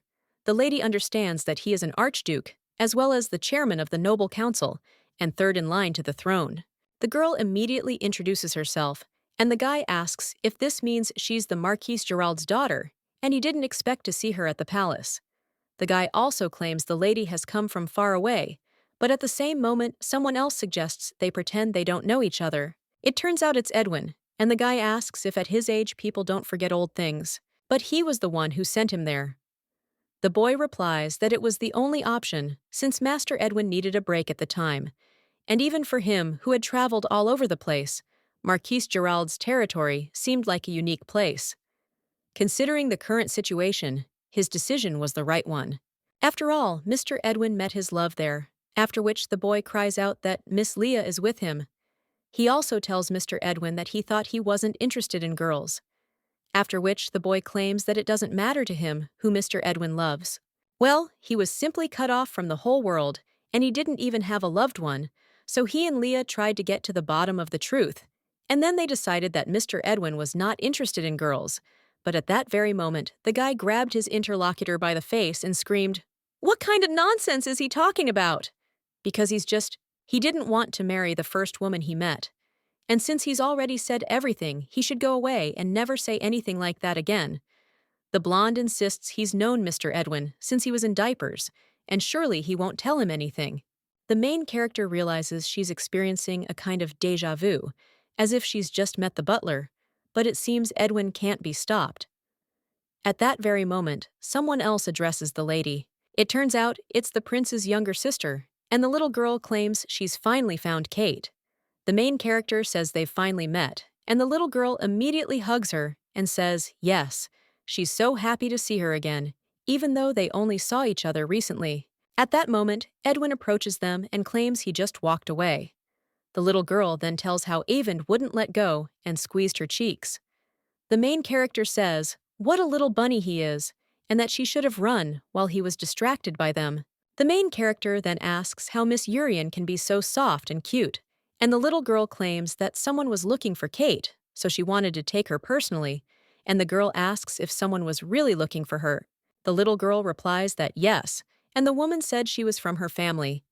Kate realizes that this can't be true, and doesn't believe any of them were looking for her. But then the girl sees Rosalina. Her sister claims they haven't seen each other in a while. After all, she understood everything when she saw her at the banquet with the prince. Had she really learned to flirt with guys, or does the prince have no taste at all? After which, the woman greets Prince Edwin and claims to be pleased to meet him. She is also Kate's older sister, and her name is Rosaline. The guy then says he remembered, and the lady asks what he's talking about. Her interlocutor claims that it seems Kate wouldn't be so stupid as to not say goodbye before leaving, and it's funny that she dared to come and greet him. After this, the lady says, "What kind of jokes does Mr. Prince have?" And if the lady had left at least one letter before leaving, she was so worried about her. But the guy asks if she is joking, to which the woman replies that of course not. After which, her interlocutor claims that he will repeat it again, and says that the beta left because he had nothing to talk about with her. The girl then starts laughing and insists that the prince is a special person. The young man wonders if this will be so harmless, then tells her to forget it, and asks what the girl wanted. The lady claims that, as she said earlier, Kate disappeared, leaving only a letter, and the rest of the family are very worried about her. The lady, almost in tears, asserts that there is also this sudden engagement with the prince, and as her older sister, she would like to talk to the girl alone, so if he doesn't mind, then could she take Kate away for a while? The guy asks why she asked him for permission, then asks what Kate will do. The main character realizes that, frankly, she wants to refuse her sister, as this unexpected meeting is unpleasant for her, but then Edwin will go instead. However, she no longer wants to run away from her problems, so she tells the gentleman she'll go talk to Rosalind. Her sister then asserts that Kate is a smart woman, after which the girl tells the prince that she'll take the lady from him for a while, and the guy wonders what she's up to. A little while later, the main character and her sister leave the ballroom, and when the girl closes the door, she remarks that it seems Kate Gerald is very pleased with her engagement to the prince. The main character suggests that she get down to business, because Mr. Edwin is waiting, so she should hurry, but the girl asks if he is really waiting for Kate. But she is a disgrace to their family, so has the lady completely forgotten her last name? She has no idea how the girl managed to seduce the prince. Even though he may have difficult tastes, he'll surely tire of her timid and pessimistic nature sooner or later. So doesn't the girl herself realize he'll run away with his tail between his legs? Kate tells her sister that this is too much, and the girl asks what she is talking about, and now she understands why the lady refused to marry Ron Blanche. And also, does she really think that the prince loves her? The woman asks if Kate doesn't know that she can't be loved, and that she can't be loved because it was the misfortune of her mother to be plunged into eternal sleep at her birth. So how could such a wonderful person love her? The main character then recalls what she went through with the guy and claims that Rosalind truly knows nothing at all. Edwin isn't as wonderful a person as she thinks, and she probably isn't either. The girl turns to her sister and claims that she is a completely normal person, but at the same moment, Rosalind grabs a glass of wine and pours it on her interlocutor, after which she tells the girl not to make fun of her because she really is saying that she is a completely normal person. Let the lady know her place. The main character wants to turn to her sister, but she asks what else is there to discuss, and let her just think about who caused this whole situation. She's in the place she mentioned.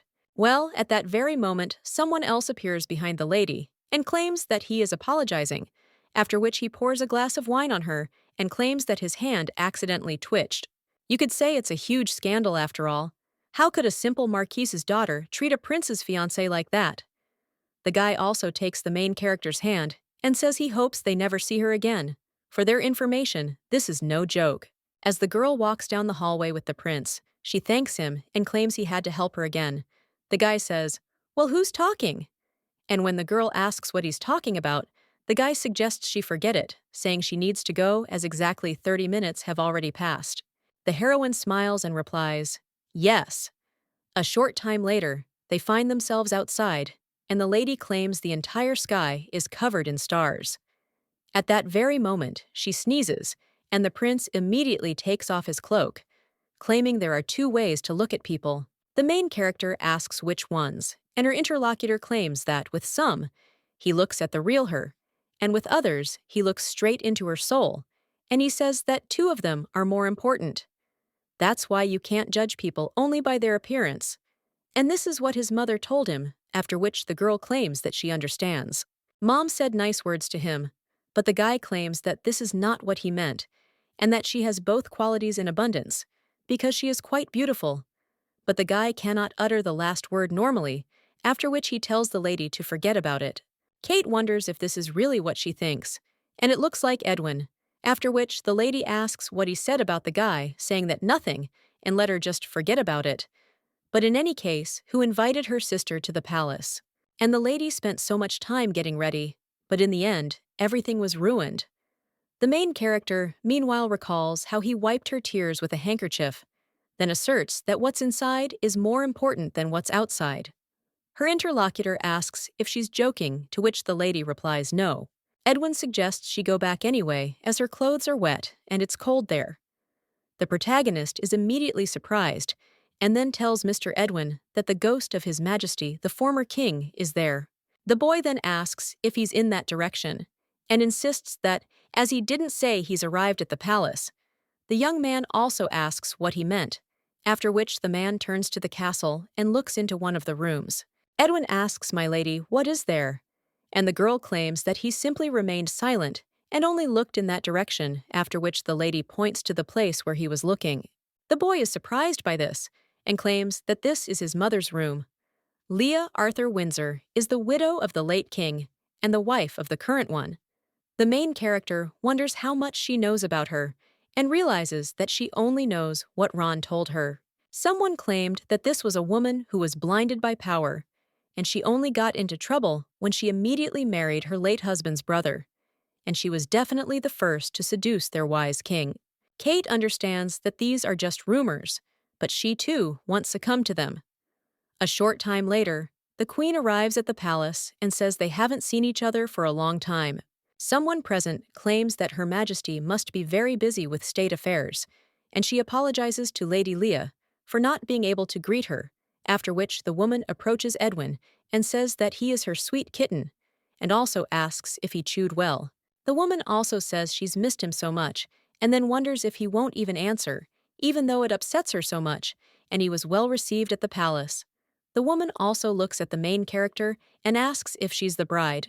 Kate immediately bows and replies that this is true, and that she is also pleased to meet Her Majesty. The girl introduces herself and understands that the most important thing is to remain calm. The woman says that Edwin now has a fiancé, and it seems like only yesterday she and Ivan were taking care of him. Leah also takes the girl by the hand and asks if she knows what word Edwin says most readily. The main character doesn't even know what to answer, and wonders if this is some kind of test, and why such a sudden question. But then the lady realizes she needs to calm down and not panic, after which the lady recalls all the guy's conversations and claims that the word go away meant go away. At that moment, the lady realizes what she said, and an awkward silence falls between them. The girl immediately cries out with apologies, telling Her Majesty that she simply misspoke, as she had no intention of offending Lord Edwin. The woman's only response was to laugh and insist that the lady was perfect for Edwin. Although he never said it to her, he constantly told Jurian. But that was long ago, after which the woman told Miss Kate that it was a good answer. She feared her son would spend his whole life alone. But now that she's seen his fiancé, her heart feels lighter, and all her anxiety seems to have vanished. Her Majesty also asks the girl if she can ask her one more question and inquires about why the lady loves Edwin. The main character ponders this, recalling all the moments they spent together. The lady realizes she couldn't help but fall in love with him ever since she saw his eyes staring at her. Perhaps she'd simply forgotten about anyone for so long, and that's what she thought. But it was his pearl-black eyes that drew her. The girl claims that Mr. Edwin is always rude to others. Even his soft tone doesn't seem friendly. But even so, she senses warmth in his words and appreciates how he continues to care, even though he seems indifferent. The woman then, with a smile on her face, asserts that she even envies them, and that her son cares so much for the lady. The main character wonders if this is really true, and the woman wonders if she didn't know since Edwin never contacted her after his departure and simply ignored all her letters.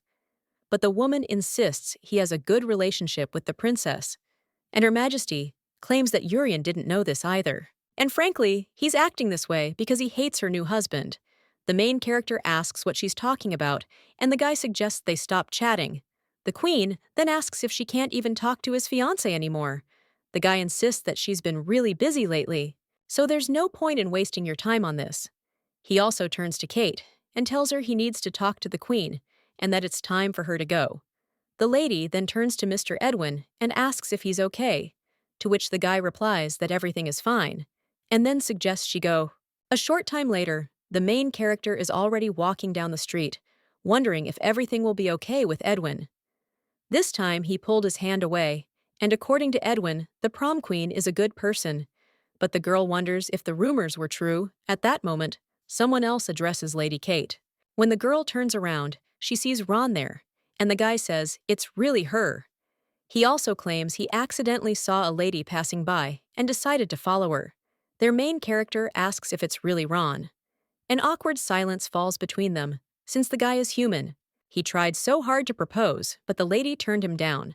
Kate understands she's a little awkward, but he just came to say hello, after which the lady says they haven't seen each other in a while and is glad to see him. The lady then wants to say goodbye, but her interlocutor grabs her hand. He then asks the lady to wait and claims that he's been thinking about many things since she left and that he truly feels sorry for her, so he's trying to ease her loneliness.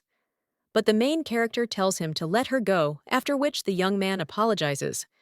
He also claims that rumors have been circulating since her arrival at the palace, that the lady is the fiancée of Mr. Edwin, who returned there for the first time in 2 years, after which the girl insists it's true, because thanks to him she's not alone. Ron wonders why the lady didn't tell him about this, and if she had. But the main character claims it's because she wasn't even thinking about him. After all, why did she need to tell him anything? The guy then says, "That's how it is." And the main character insists that she also doesn't want rumors to spread, that she's cheating on her husband with another man. So it's time for her to go. And the next time they meet, she suggests pretending they don't know each other, and the guy says that since that's the case, he can ask her something. The main character responds by pushing the chip, and the guy asks, "Does she truly love Mr. Edwin?" After which the protagonist wants to respond, but her interlocutor replies that no, and everything is fine since he asked a very tactless question. After this, he says he has to go since he's only gotten more confused, and then the young man apologizes. As he continues on, all he can think about is Edwin Arthur Windsor. Kate realizes the man has left, after which she remembers his question and realizes it's time to make sure of her feelings.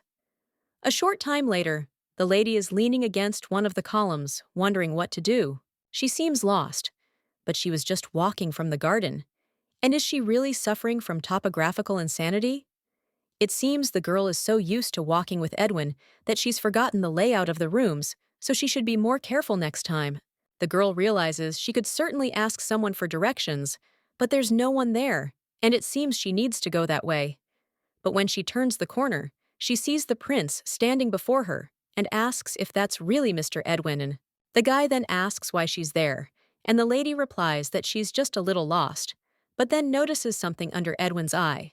Marin then asks why she's looking at him like that, and then turns around. The video's main character asks about the beautiful marks on his eyes. Could it be that the conversation with the queen didn't go so well? Her interlocutor insists that this isn't anything to worry about and wonders if the lady has been wandering around all this time. She hasn't met anyone, eaten anything, or touched anything. Kate immediately exclaims that everything is fine and she's fine. But at that very moment, she interrupts and takes her hand away from him, and the guy immediately asks what that means. A little while later, he asks if she's actually seen that tailor. The guy also insists that a crybaby lady really shouldn't be left alone even for a minute. But the lady insists nothing of the sort happened. They were just chatting for a bit, after which her interlocutor sighs and claims it's like leaving a child on the edge of a cliff. The young man also says, "Okay," and suggests they return to the room. A little while later, they're heading down the hallway, and the main character realizes she's gotten hungry while she was walking, so she wonders if there's dinner tonight. However, she also says it's a little embarrassing, but at that moment, the guy stops her. He also whispers to the lady not to say anything, and when the girl tries to ask what happened, she suddenly sees her sister Edwin, asks if she saw her, and the lady replies, yes, and wonders why Rosalina hasn't returned to the estate, but is wandering around there. The main character wonders if she really wants to harm Edwin and her, and the guy insists that not only is that suspicious, but he doesn't yet know the motive behind it. Kate realizes that perhaps because of her, Edwin has made even more enemies. Whatever her sister's reason, her very presence there is unsettling, and the lady wonders what she's up to. But at that moment, the prince tells the girl to calm down, because nothing has happened yet, and they'll solve problems as they arise. One day, someone told him they could handle everything together, after which the guy enters one of the rooms, and the lady replies, yes. A little while later, evening has fallen, and the main character realizes they've searched everywhere and still haven't found anything. They've probably been there for an hour, or maybe the girl really hasn't done anything. Then the main character glances at one of the dressers and sees a letter there. The prince asks if she's found something, and the girl insists it's definitely for Rosalina. Her interlocutor wonders if someone was planning to give it to her spoiled sister, to which the girl replies that, who knows, maybe Rosalina came there for it. Edwin says it looks suspicious, and wonders how the lady found him, since he'd looked everywhere, but didn't see him. Kate insists it's just a habit, since when she and Rosalina argued as children, she'd hide under the bed. So it's safe to say she'd gotten into the habit of looking down, and that's how she noticed him. That only happened at home. The guy is silent for a bit after that, insisting that Richard should be asked to fill the space under the bed. Their main character asks him what he's talking about, to which her interlocutor replies that nothing, then hands the letter to the lady and invites her to read it. It asks if she too is looking at that high sky and the reddened maple leaves that look so beautiful against it. How much longer will the lady pretend she knows nothing? After the failed meeting, he also thought his feelings had faded, but they are still as strong. The protagonist, her hands shaking, looks at the lines and recalls her past life where she was betrothed to Ron. But at the end of the letter, she sees the prince's first and last name, after which the main character falls to her knees, and her interlocutor asks if she's okay, and the girl asks how that could be. She must have misunderstood. Meanwhile, the prince suggests the lady try to explain everything calmly, and the girl realizes that if he had been frank, then she would have been wrong. It probably wouldn't have been so painful. Edwin turns to Kate and asks what happened, but when she doesn't answer, he asks if she can't tell him. He also insists that he tells her everything, so why was she always interested in him? And he didn't even ask her anything. Kate turns to Mr. Edwin, and the guy tells him he's not interested and that she shouldn't think anything of it. She's just listened to him so many times. It would be fair to switch places. The main character breaks down in tears, and the guy suggests they talk later. He doesn't like tears after all. But at that very moment, someone grabs him by the clothes and suggests he stay where he is, telling him she'll tell him everything. The girl doesn't know how long they talked sitting on the floor, but she thinks it was a long time, and the girl tells him she married Ron after falling into Edwin's eternal sleep. At first, everything was fine, but then her husband became suddenly cold towards her, although outwardly nothing had changed, and then she found a letter in which Ron confessed his love to Rosalind, and this turned her life into a real nightmare. And that day, in a dream, she saw Edwin's eyes, which were asking for help. She woke up in the past, after which the guy said it was clear, and asked if the lady was saying she saw him in a dream. He then asked if she had any regrets now, and if she missed her past with the tailor. The main character recalls her life with Ron, and realizes that she was certainly happy, and now she understands that she should have asked him first. However, when the girl looks at Edwin, she asserts that she has no regrets. Although she misses him, she doesn't want to go back, because the time spent with Edwin was precious to her. Even a second spent with him is more important to her than anything else. Afterward, the guy smiles and asks where she learned such words and whether she was flirting with someone at the cafe. The girl immediately insists that it's not true, as she never said anything like that to anyone. Edwin argues that since she was honest with him, he should do something in return, after which he kisses her forehead, causing her to blush and thank him. A short time later, they burn the letter, and the prince asserts that it's normal for the lady to be confused. Kate asks what part of the story he's referring to, and her interlocutor insists that her words suggest the tailor thought she was helpless. Such terrible words will torment a person and lower their self-esteem, and if she always believes she's incapable of anything, she'll never be able to love herself. The guy also wants to know what their relationship was like after the wedding, as her story hinted at how no one could love someone so ugly, so it's no wonder she thought he was cheating on her. But the girl claims she never had such thoughts, and the guy claims it was hard to grasp the meaning. He also suggests thinking about the end and asks why the lady never considered that he could cheat on her, the main character.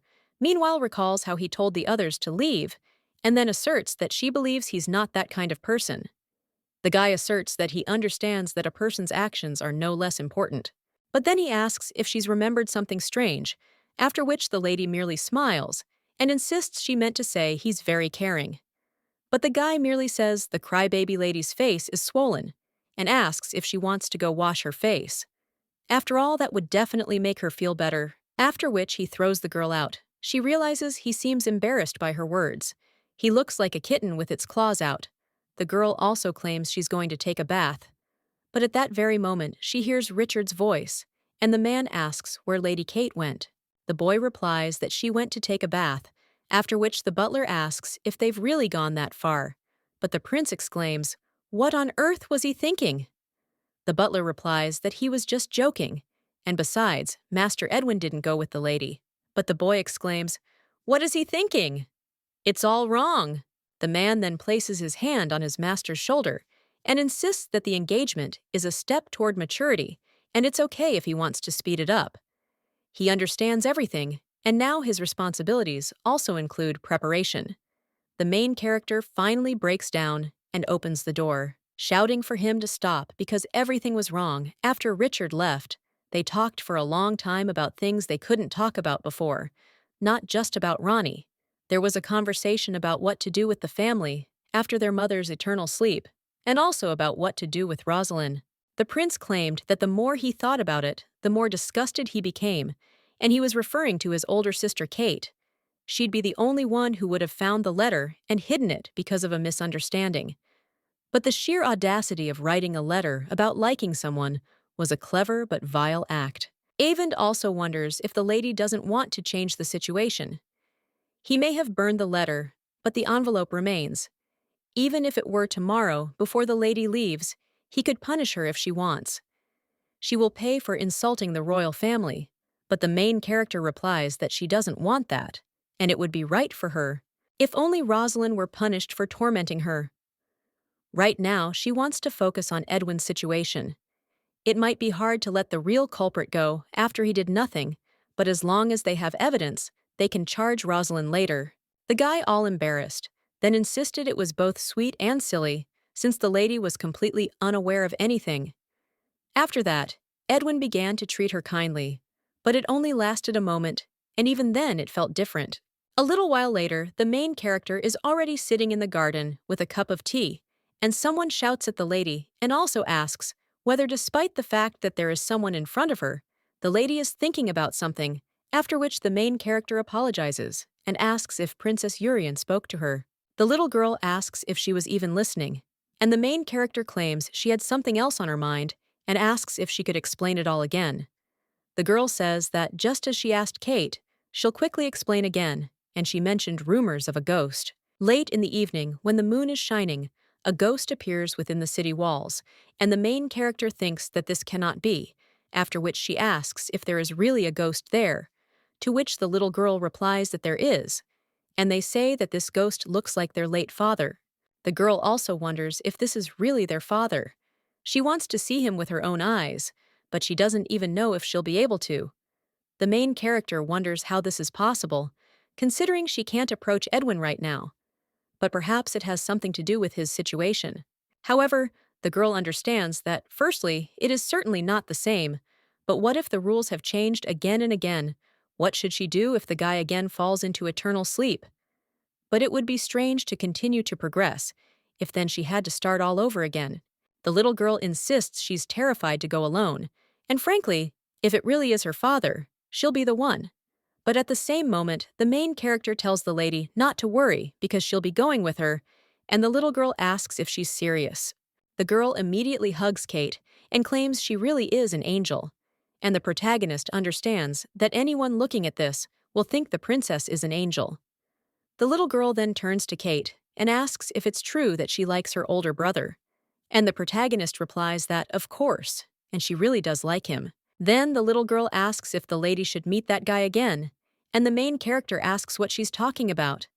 The little girl claims she saw him, and when her mother returned, she woke up late and took a shortcut that only she knew about. The girl then wondered what she should do.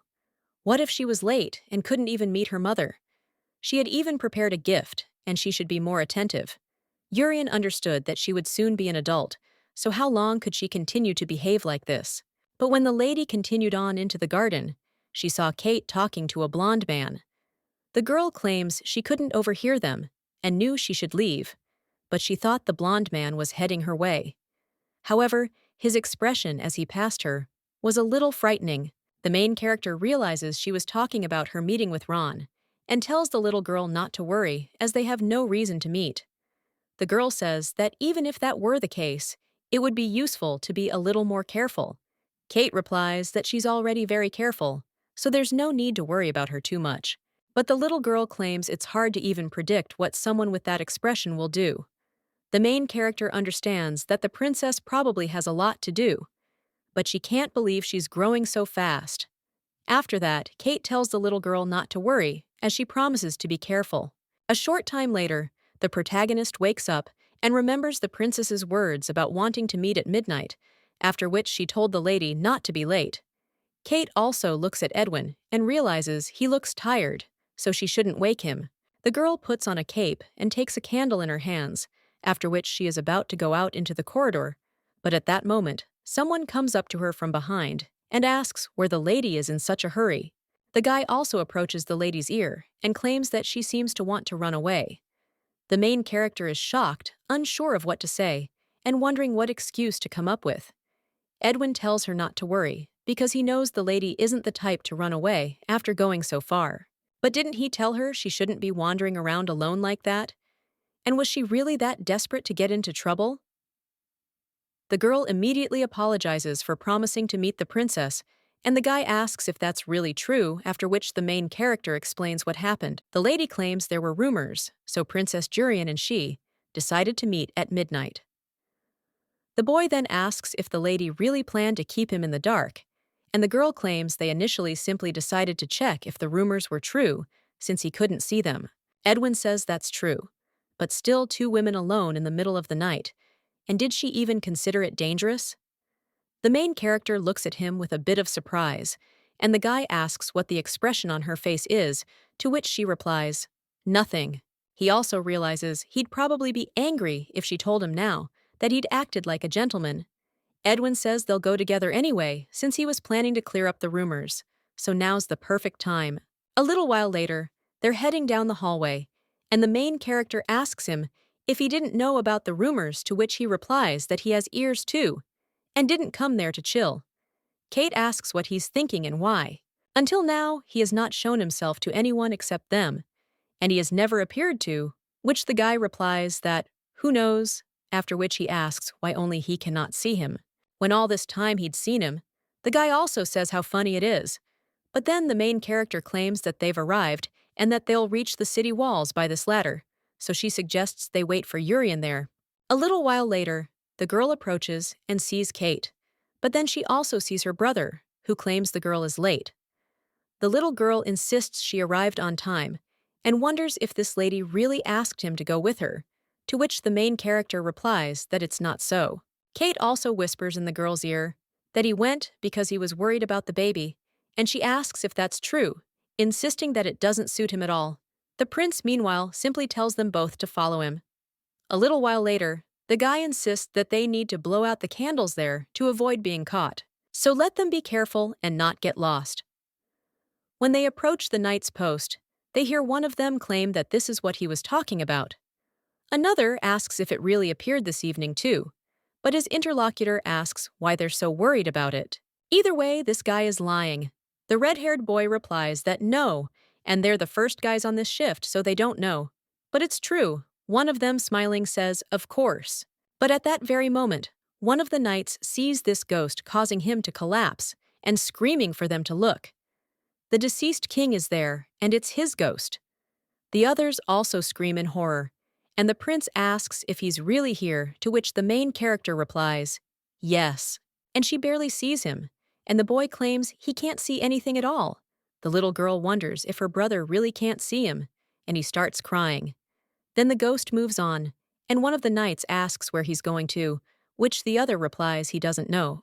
One of them screams at the others to stay away from him, as they will be cursed if they approach him. They also say how stupid this king is, for he wanders the world of the living even after he fell into eternal sleep. The main character claims he's heading that way, but when she turns her attention to the princess, she asks if the girl is okay. The little girl insists it really is her father, then asks if he's wandering this world because he's hurt. Even after falling into eternal sleep, he cannot find peace.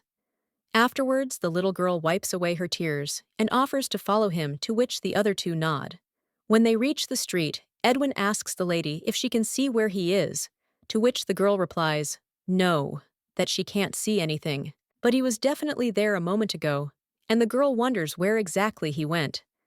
But at that very moment, the protagonist sees a red liquid in front of her and wonders if that's really the forest. The protagonist also realizes she's wondering why she was thinking about the story the man wrote and what the wolf was doing in it. The lady understands that this happened after the meat that the lion put aside was stolen, and when the main character looks into the bushes, she realizes that there is a dagger and a cat that lies lifeless on the ground, after which the girl is completely shocked. Meanwhile, the little girl asks what the sound is, and it's coming from Kate's direction. She then invites her brother to come with her. When they get closer, the boy tells the little girl to turn away. The main character claims the cat is no longer alive, but wonders who did such a bad thing. Edwin says it's late, then suggests they go back. A short time later, they enter the room, and the main character asks, what about Princess Jurian? Her interlocutor claims they had a pleasant conversation, and perhaps the girl noticed and didn't ask too many questions. The main character claims she understood, then falls silent for a moment, and the guy asks if she asked about the reason and why others can see the spirit. Kate asks what the reason is, and her interlocutor claims that you are the cat immersed in eternal sleep with whom they met. It seems that a little time has passed since she fell into a crippled sleep, but there was a red liquid there, and perhaps the criminal tormented the cat for a long time in this place. The main character then asks if this is really what she thinks, and the guy insists that it is, and perhaps his father wanted to warn him. The place appears abandoned, and thanks to the spread of rumors about the ghost, it has attracted the attention of many people, so the criminal cannot continue his crimes. The main character asks if he knows the story she told him, and if it's the same one Grand Duke Avon told her. He asks if she's talking about the cat story, and the girl asks if he could have done it and been the instigator. The prince claims he's unsure, but then realizes what he was thinking about when he saw this scene before 10 times have already passed, and after falling into a crippling sleep 9 times, he's now experiencing his 10th life. With each cycle of time's repetition, he endlessly wondered who had put him into eternal sleep, and the prime suspects were Benson and Avond. Until now, there hadn't been a single situation in which Avond had been actively involved, but as soon as the boy entered the palace, it happened, and it couldn't be a coincidence. The fact that Ivan told Kate the story about the cat, and even more so the cat is involved in the case. His father tried to tell him about all of which points to Ivan, but the boy also wonders why and for what reason he would do this. When he was young, he didn't demonstrate a strong desire for wealth. The boy also recalls how Avon told the boy that the cookies looked delicious and asked if he would give him some.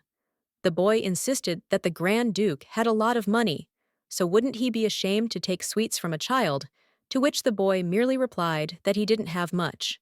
But his uncle was different. He was very ambitious and greedy, and the young man knew he always wanted to take his father's place. Even then, the reason he didn't ask him the question or rather couldn't ask it, was because he stroked his head with his large hand.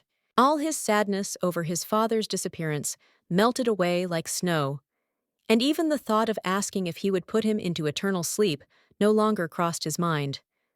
The boy also thinks that if he had asked that question without hesitation, he would have gone to his father and told him that his uncle had torn up his portrait. Maybe something would have changed.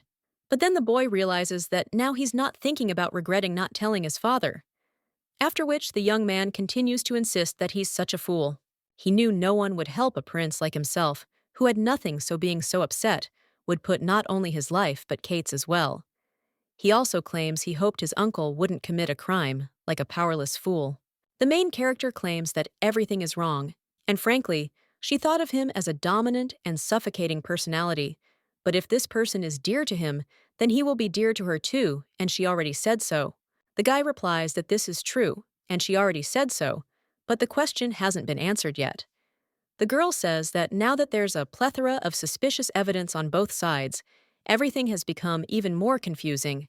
But then the two start laughing, and the guy claims that until now, he only suspected Benson and had not fully considered Irwin. Now he suggests studying the book that the lady mentioned. The next morning, the guy asks the girl if he'd told her about this before, and she asks what it was about. The young man claims his uncle asked him to act in a play, and Kate choked, then apologized, claiming it was unexpected. The guy insists this hasn't been confirmed yet, and her mother's birthday is coming soon. He also asked the lady to act in a play with him. Their leading lady is shocked, wondering if she'll really have to act in the play. The guy, however, insists there's something more important. The play's succession. After all, it has the same name as his father's favorite book, after which the main character falls out of her chair, and her interlocutor starts laughing and asks if her reaction isn't perfect. Kate asks if he's worried or just laughing. This is a serious issue, because how can anyone laugh at something like this? Her interlocutor insists it's definitely serious.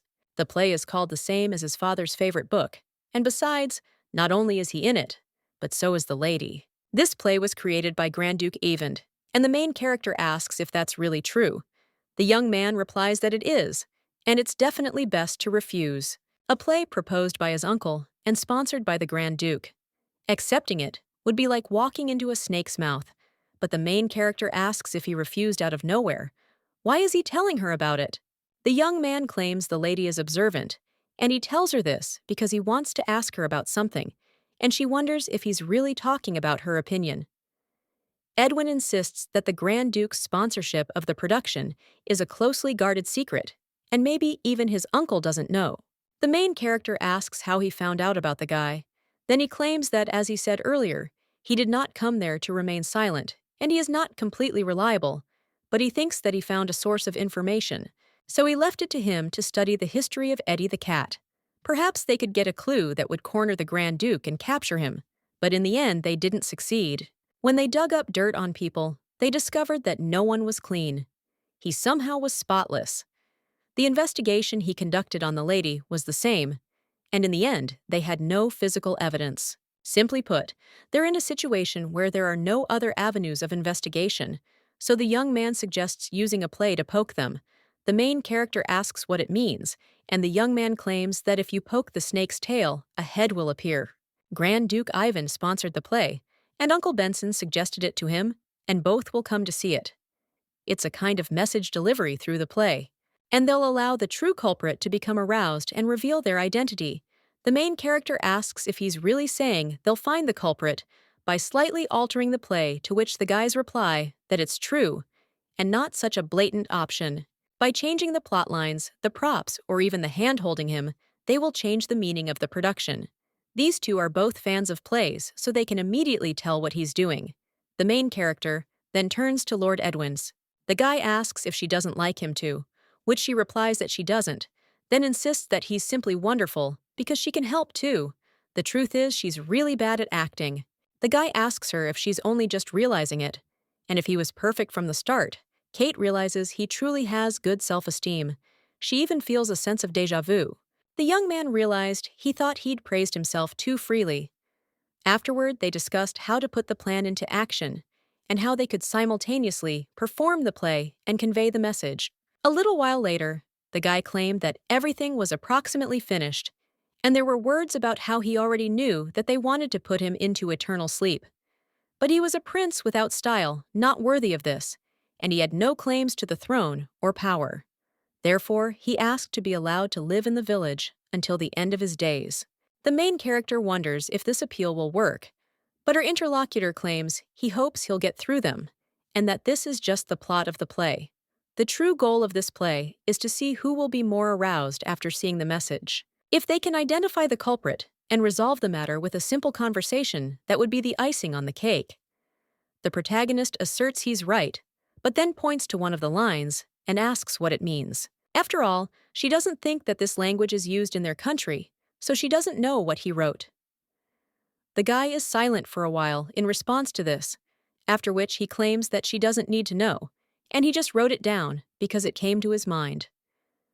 At that moment, their main character looks at him expecting an explanation. The guy claims that it seems that the lady is usually not interested in books, to which she replies that nothing of the sort. And then the young man invites her to look for herself, and also claims that enough discussion, because they will talk about it later. Kate realized that after this she became uneasy about Edwin's words, so she went to the library to look up the phrase. Picking up one of the books, she realized she was absolutely certain she'd seen it somewhere before, and then she realized it was the last sentence in the novel from Another Kingdom. The meaning lies in sharing a fleeting moment with your beloved and spending eternity together. This story is about a man who swore his love to a goddess. The protagonist understands that the prince told her not to misunderstand him, but she continues to expect misunderstanding. Kate is sure he meant it differently, but this is Edwin after all, and even living in the village for the rest of her days is too much, so she must tell him she can help. The girl also approaches the door and realizes she almost missed the room while thinking about something else, and wonders if her coordination is really that bad.